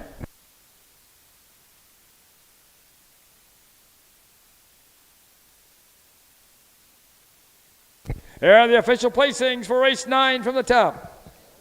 Number 1, Feisty Jim was 5th. Number 2, CS Full Speed had been drawn. Number 3, Nothing But a Dreamer was 3rd. Number 4, Solar was the winner. Number 5, Duke of Lindy was 2nd. Number 6, Dublin Rockin' Jerry was 4th. Time of the first quarter was 30 2/5. The half was in 101 2/5. The 3/4 in 132 1/5, with a mile in 2:03. From the top it should read 5 scratch 3 1 2 4, a mile in 2:03. 9 in the books. We'll be back with the late double after these messages.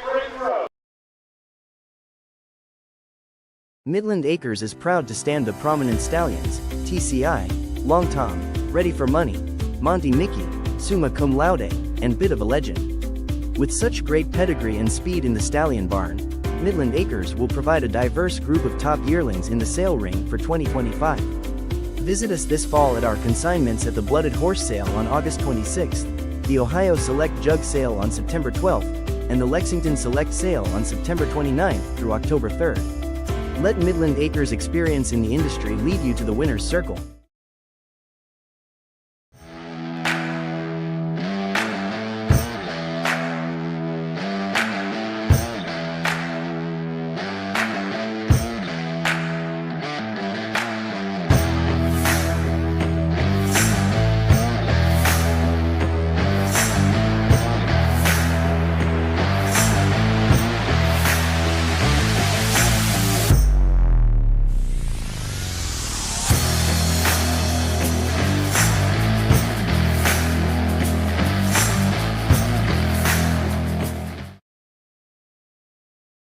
Hey kids, we invite you to join the Backstretch Buddies Club, a fun and free club for kids 12 and under who love horses and wants to be a part of harness racing in Ohio. Once you've signed up, you will be able to join Willie Winnett and exciting adventures and receive awesome surprises.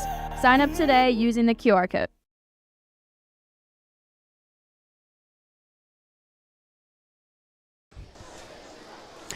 Welcome back. Headed into the penultimate.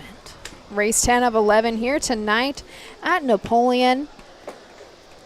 The 10th race is the third and final division of 2-year-old filly pacers, a full field of 6. If you are following along with the program, just a couple of quick changes.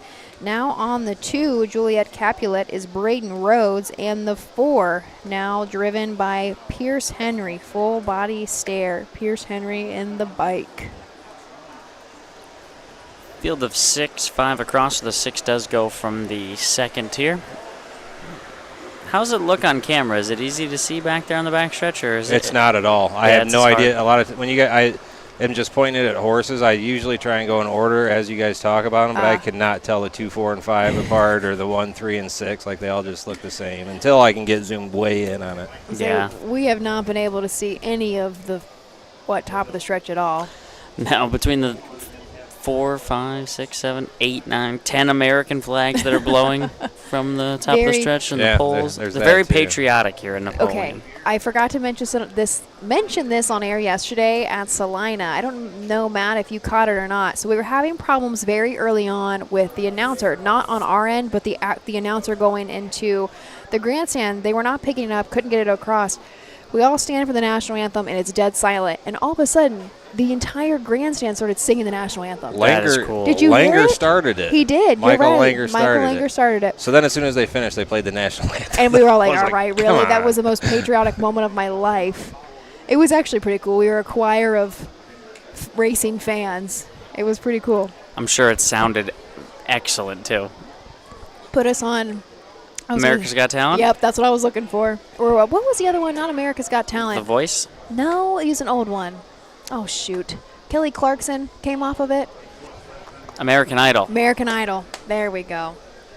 We probably... We're good with our reality TV. Seems like Matt was not interested in that conversation A either. giant Buckeye rolling down the stretch right now. Somebody's going to need to deal with that. Well... Oh, look at that. The EMTs are coming out. It is a... I think it's a that's Buckeye. what that is. It's a little breezy out here. Say it was so warm when the sun was out, and now look, they're clapping. By the way, never had a Buckeye until I moved to Ohio. Oh, buddy. Oh, man, man, they are so good. Okay, do you eat a lot of deep fried foods at fairs? Well, you're trying to introduce I've been yourself trying to the fairs here. trying not to spend money at the fairs, but yeah, I mean, I'll eat anything. Well, not anything, but a deep fried Buckeye. Guilty pleasure. I love them. They're super rich. Yeah, I feel like I would love that. It will give you a heart attack. Yeah. I love them. Who would have thought to take one of the best foods on earth and like, how do we make this better? Let's deep fry it. Deep fry it. How about Oreos? I mean, it's the same thing. All right. Already with the post parade of the 10th, third and final division of these freshman filly pacers. Race 10, this is the third division of the 2-year-old filly pace. Going for a purse of $4,907 and a blanket courtesy of Miller Construction. Number 1 is Mount Camus, owned by Hagerman Racing and Melinda Hirschberger of Mount Vernon, Ohio, trained by Herman Hagerman, the driver Emmanuel Miller. Number 2 is Juliet Capulet, owned by Kimber Clegg of Matamoros, Pennsylvania, trained by Betty Clegg, the driver Braden Rhodes. Number 3 is Yankee Moonlight, owned by Gem Stables LLC of Hudson, Michigan, trained and driven by Ed Conrad.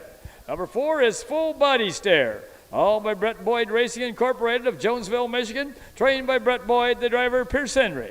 Number 5 is Sapine Sapienza, owned by Tom Verne of Blaine City, Ohio, and Tammy Ackley of London, Ohio, trained by Tom Verne, the driver Drew Neal. And number 6 is Ray's Parlay Girl, owned and trained by Bill Webb of Defiance, the driver Mark Hedworth. Horses will take one long score and go to the gate. 2-year-old filly pacers on the track for the 10th full field of 6. 1 Mount Camus, Manny Miller driving for Herman Hagerman, who co-owns with Melinda Hirschberger. 2-year-old Catch the Fire filly out of the American Ideal mare Anaconda. 5 in a row hitting the top 2. 3 wins, 1 at Marion, Cortland, and Bowling Green, and 2nd at Mount Vernon and Attica. She's done nothing wrong.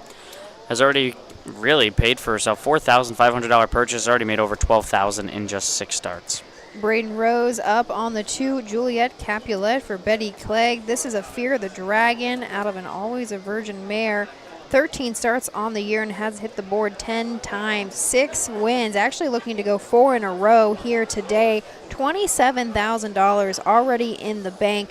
Taking a look back, did start in the Ohio Sire Stakes at Scioto Downs, was out of the money, but still won her mile in 1:54.1, final quarter 28.2.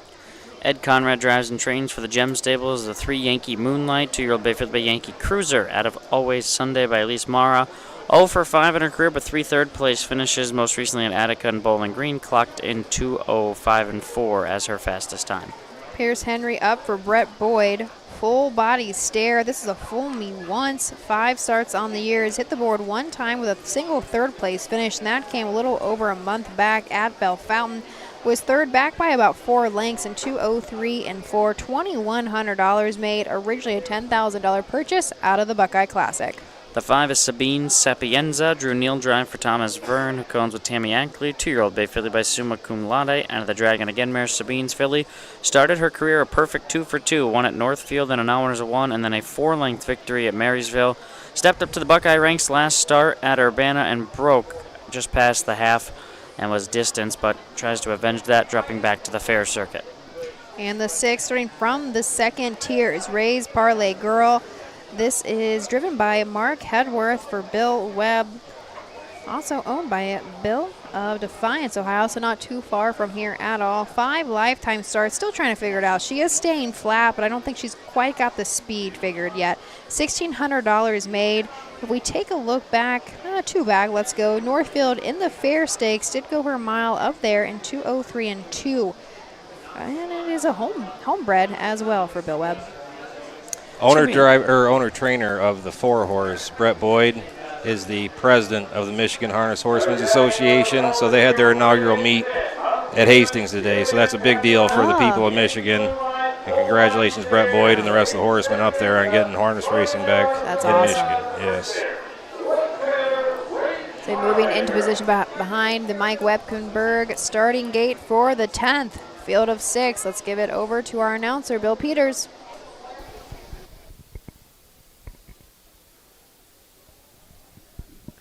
Here they come.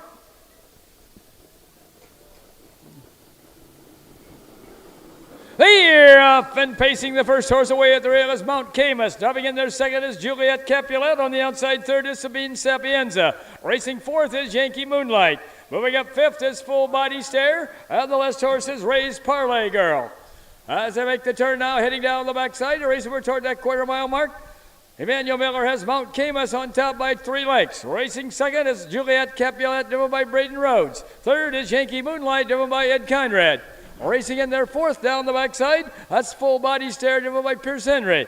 Racing fifth is Ray's Parlay Girl, driven by Mark Hedworth. And the last horse, after going off stride, is Sabine Sapienza, driven by Drew Neal. First quarter paced in 30 and 1/5 seconds. As they race around that upper turn to come down past the stands for the first time, that's still Mount Camus with the lead. Racing in their second, Juliet Capulet.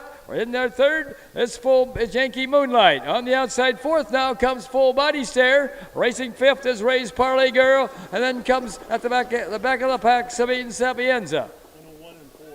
First half paced in 101 and 4/5. As they round the turn now to head down the backside to race over that 3/4 mile mark. That's still Mount Camus with the lead, but pouring on the pressure on the outside second is Full Body Stare. At the rail third is Juliet Capulet. Yankee Moonlight is racing fourth. Fifth is Ray's Parlay Girl, the last horse, Sabine Sapienza. Going to that 3/4 mile mark, Mount Camus is still holding on to the lead. At the rail second now is Juliet Capulet. On the outside third, Full Body Stare. 3 quarters in 131 and 3/5 as they race around that upper turn to head for pay dirt. That's Mount Camus with the lead. Racing in their second is Juliet Capulet. Slipping through at the rail third now is Yankee Moonlight. As they race for home, that's Mount Camus and Juliet Capulet. Mount Camus at the rail, Juliet Capulet on the outside. Mount Camus and Juliet Capulet. Mount Camus and Juliet Capulet. It's Juliet Capulet. Mount Camus up for place with Yankee Moonlight for show. a mile in 2:01 2/5. Might have been one of our faster divisions of our filly pacers. Let me take a look back. And she had to work a little harder than she's used to. Juliet Capulet did it from the pocket today.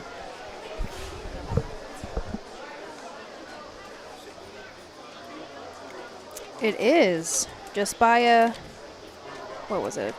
Yep, just by a literal tick. The first division of 2-year-old filly pacers went in 2:01 3, and I think that was a 2:01 2 mile for Juliet Capulet, and the 7th in 14 starts. 2:01 2 is 1/5 off the 1992 record for 2-year-old filly pacers. Man, we Just almost missed could it. have broke it. I had to look because, we missed the one. I was like, I'm not missing another one. We did. 4 in a row for Juliet Capulet. Who is our driver? Braden Rhodes. Is that his first of the evening? I think it is. I think the whole Clegg clan got involved today. Nick had a win. Harvey got one. Braden got one. And that is... And 4 for Betty? I think it's only 3 for Betty. Is it 3? They each have one. Did Nick win one? No, the horse was going to win. He broke.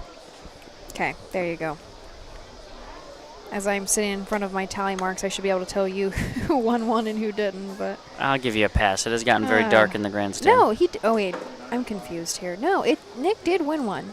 Yes, they've each won one. I'm sorry. I thought you meant if Nick won another one. Okay, sorry. Yes, Nick, Braden, and Harvey all have one. Betty has 3. Don't ask me to use my brain. Ever. But with that, nice try. My Braden Rhodes gets his first of the meet.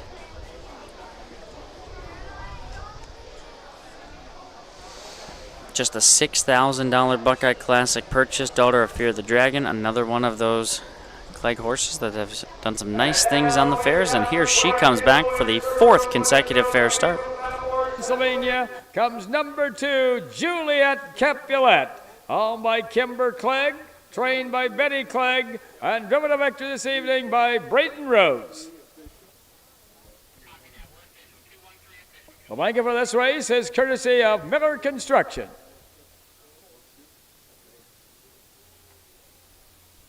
Let's have a big hand here for Nick and Betty Clegg, Harvey Hirschberger, Braden Rhodes, and Juliet Capulet, and the Miller Construction, the donors of the blanket.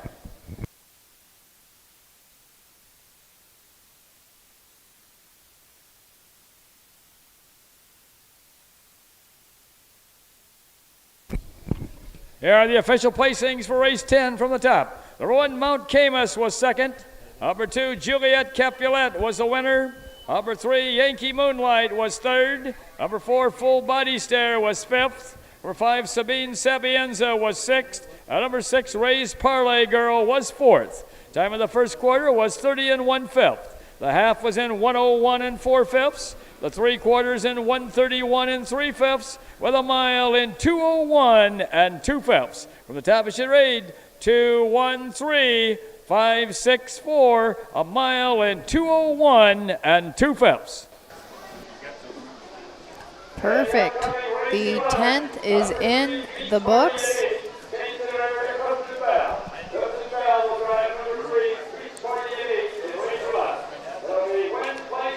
So it looks like we do have a driver change coming up in the 11th, the finale, the final division of 2-year-old colt pacers. If you're following along on the program now, Clifton Bell is going to drive the 3, but we will introduce you to the field of 5 after a brief message. In Ohio, Hickory Lane Farm has the stallions you are looking for, like What the Hill, Uncle Peter, and In Range, as well as Branded by Lindy, Jug Winner Luz Pearlman, Racing Hill, and Guardian Angel Oz. Hickory Lane will offer a host of Ohio sired yearlings this fall, including 6 by In Range, 5 by Uncle Peter, 4 by Guardian Angel Oz, and 1 by What the Hill. Find out more at hickorylanefarm.com.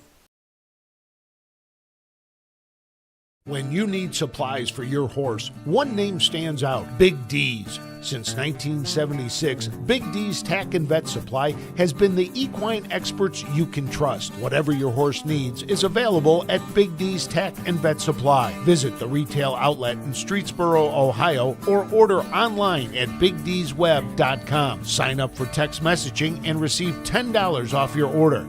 Big D's Tack and Vet Supply. Own a little and love it a lot. TheStable.ca is an award-winning fractional ownership operation. Buy as little as 1% of a racehorse and experience 100% of the thrill. TheStable.ca makes ownership easy, accessible, and affordable. Communication and customer service are at the heart of everything we do. Get started at TheStable.ca.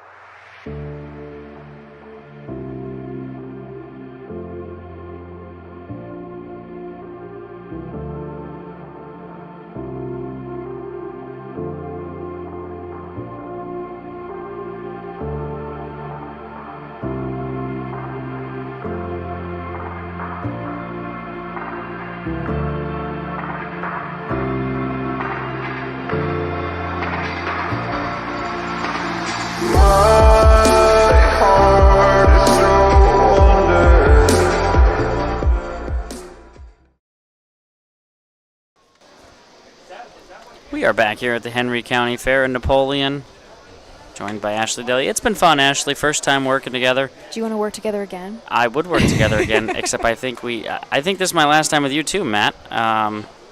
Nice knowing you. Yeah. Well, See did ya. you hear See you something or around. something I don't know? No, I just mean for the rest of the fair season.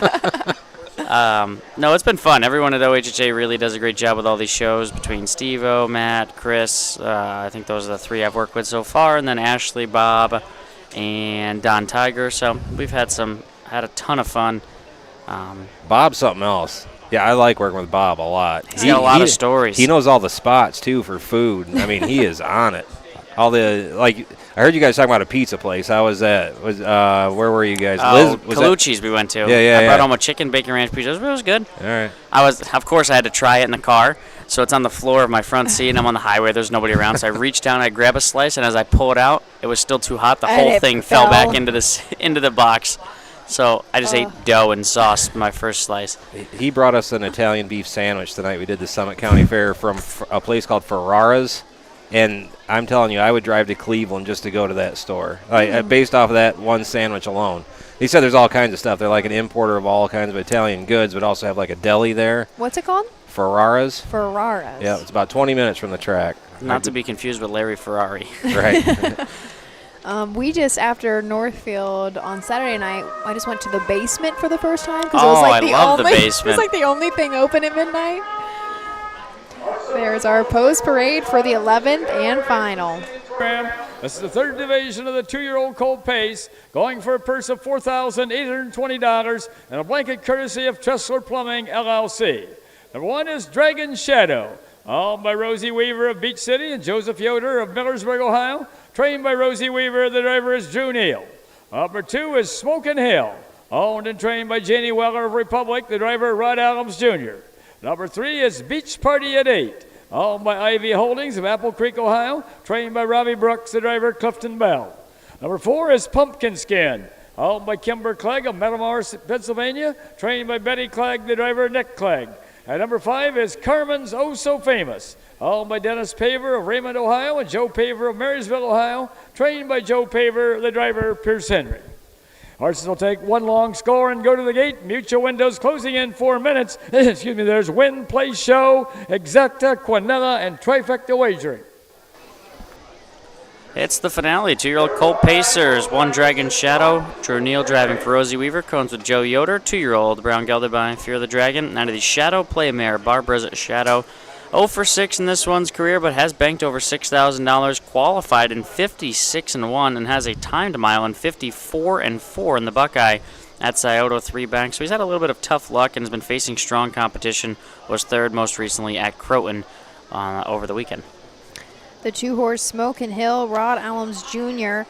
out for Jane Weller. This is a black Racing Hill gelding. Has won half of his 4 lifetime starts. He's never missed a check.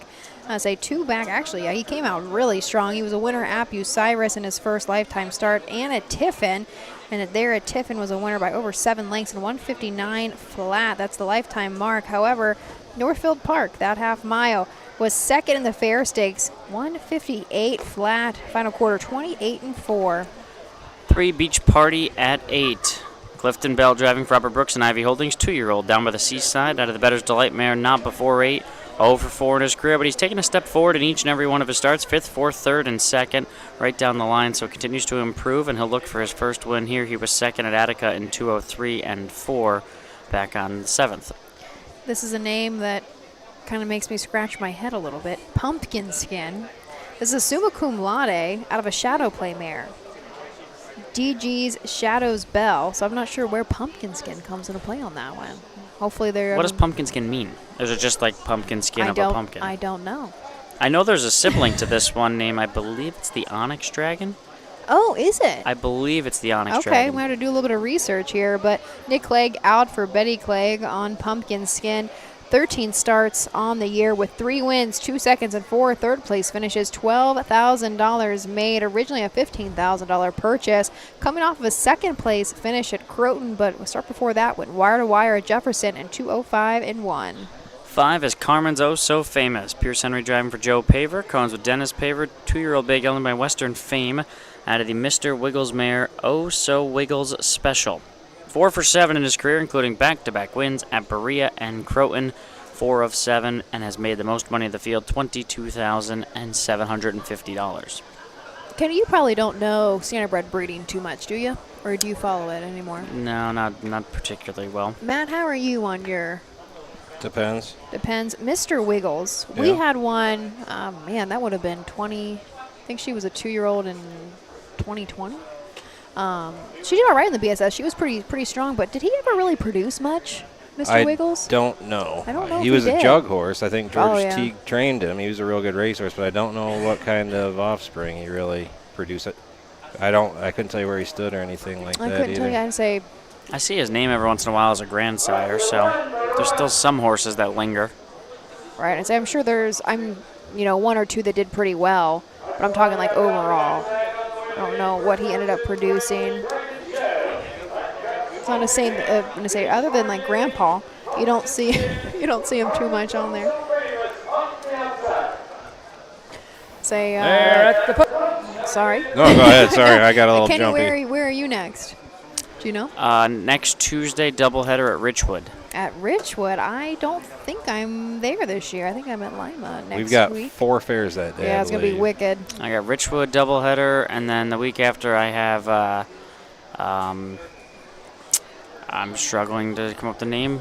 I announce at Canton and go to Burton at the end of the week, at the end of August, and then go to Worcester, and that's it for me. Worcester. All right. Well, here, moving in position.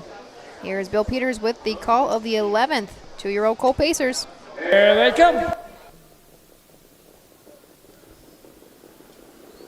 Here, off and pacing the first horse away is Pumpkin Skin. At the rail second, that's Dragon Shadow. And their third is Smokin' Hill. Racing fourth is Beach Party at 8. And the last horse is Carmen's Oh So Famous.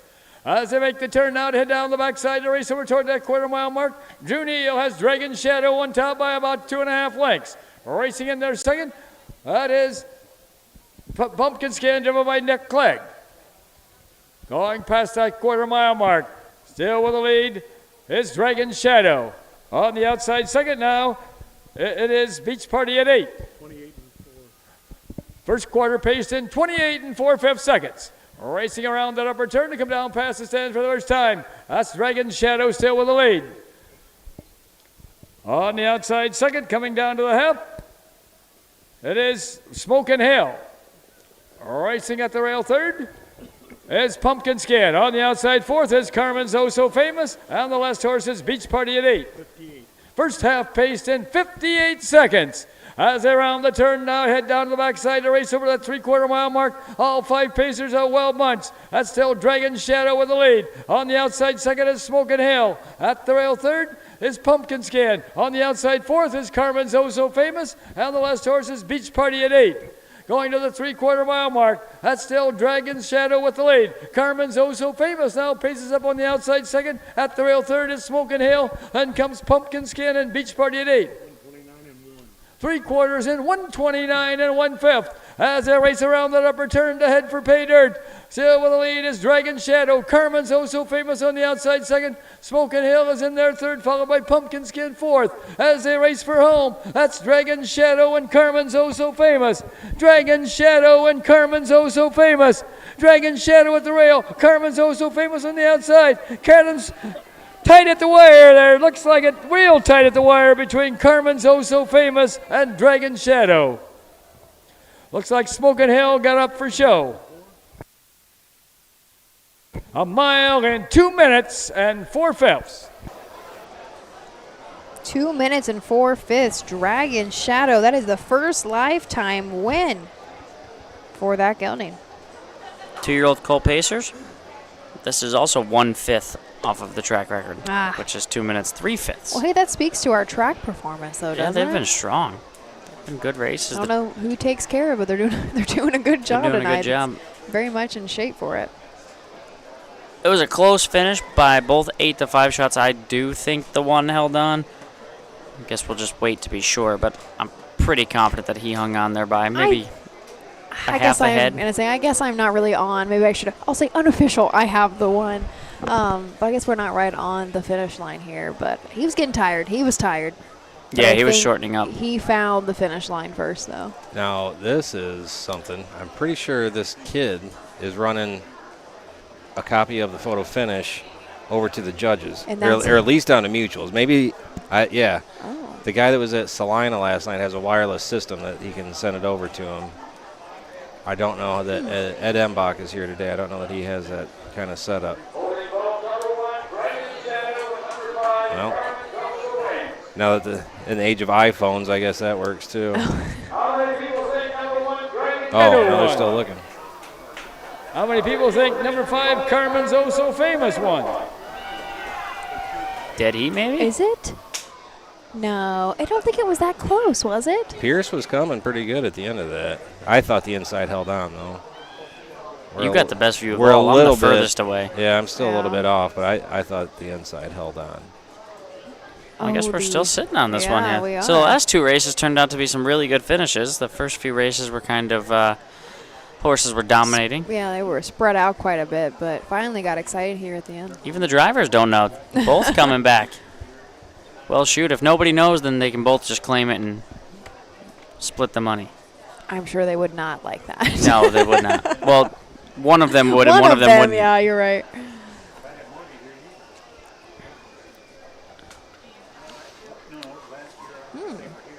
Oh, look he's, out. Yeah, he's ready to go.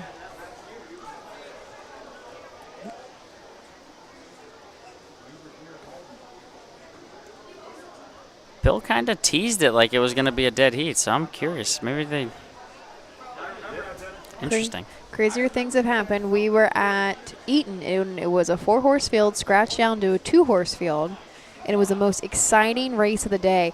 It was a 2-horse dead heat. I heard that. Yeah, it was Bob such a told me good that. race. It was such a good race. What are, the odds of that are like almost 0. Right. Didn't that happen in the Jug one year? They were like the three heat winners were right across the track at the wire. I don't know. When they used to have the triple heats. When we had enough horses to do it. You know? Yeah. I don't know. Well, they are still examining this. Wow. If it drew Neal, this would be a grand slam for him. If it was him. If it's the 5, it'll be 3 wins in a row. So, a little bit on the line here. And they're both the 8 to 5 betting choices. So, they deserve to end at a dead heat. I'm actually really surprised it's taking this long. Maybe it's because the photo finish doesn't have a beam to go off of. It has a traffic cone. You gotta remember where to fair, Kenny. We You can't never- all be Northfield Park. No, I just the white board with the black stripe that they use at the fairs so they can. Yeah. It's like, where's that? This track I will give it, like I said, a ton of credit. It's been fast, but they have real pylons in. They're not just cones. They look like they're staked into the ground. Dragon Shadow.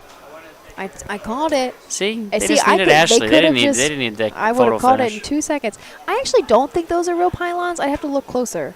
So my uncle figured this out. I think that they've picked up the same system. Those are actually pool noodles. Mm-hmm. And well, they real pylons, as in, you guys hopefully know what I'm trying to say. There is a piece of a hose. Do you know what I'm talking about? We have the same thing in Northfield. Do you? Yeah, they're like pool noodles. Really? At Northfield? I didn't know that. Mm-hmm. Yeah, they're not, I don't know what other pylons feel like, but the ones I've picked them up, you could hit someone with that, you wouldn't hurt anybody. They're just like a pool noodle. I guess I haven't. I don't know. Anyway, my uncle has helped quite a bit some of the fairs. So he's created some system, has figured it out, because it was really difficult for the fairs just to have a cheap, effective system for the pylons. And they drill a hole in the track. They put a old hose that's cut up and then put the pool noodle up top of it. And that way, it's going to fall over and not hurt anybody. You could just replace it very easily. So I don't know. Go coming in from Beach City in Millersburg comes number 1, Dragon Shadow, owned by Rosie Weaver and Joe Yoder, trained by Rosie Weaver and driven to victory this evening by Drew Neal.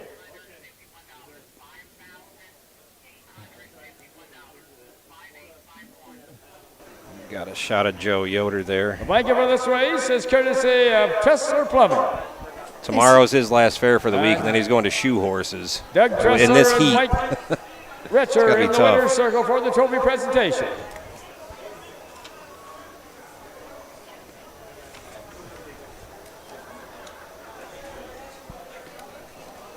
The horse paid $6 to place, even though he was 8-5. Wow. What happened there? It's no fair place wagering. Money? No place money on the That's one. a big hand here for Joe Yoder, Emmanuel Miller, Drew Neal, and Dragon Shadow, and the Tressler Plumbing LLC, the donors of the blanket. Here are the official placings for race 11 from the top. Number 1, Dragon Shadow was the winner. Number 2, Smokin' Hill was 3rd. Number 3, Beach Party at 8 was 5th. Number 4, Pumpkin Skin was 4th. And number 5, Carmen's Oh So Famous was 2nd. Time of the first quarter was 28 1/5. The half was in 58 seconds. The 3/4 in 129 1/5, with a mile in 2 minutes and 4/5. From the top, it should read 1, 3, 5, 4, 2 on the bottom. The mile in 2 minutes and 4/5. Well, that concludes the racing for this evening. It has been such a good evening. 11 in the books. I shouldn't say on tap. They're already in the books. Join us back here tomorrow. Doug Ballinger will be on air at 6 p.m. And then I'm going to head on over to Rock Springs the rest of this week. And then guess what? Greenville. You've probably never been to Greenville either, have you? That's a really good fair. Any final thoughts, Kenny? No. I'm out for the rest of the week. I'm just at Northfield, and then Tuesday at Richwood doubleheader. All right, so from everybody at OHHA, we thank you. Have a good evening. We hope to see you at track real soon. Good night.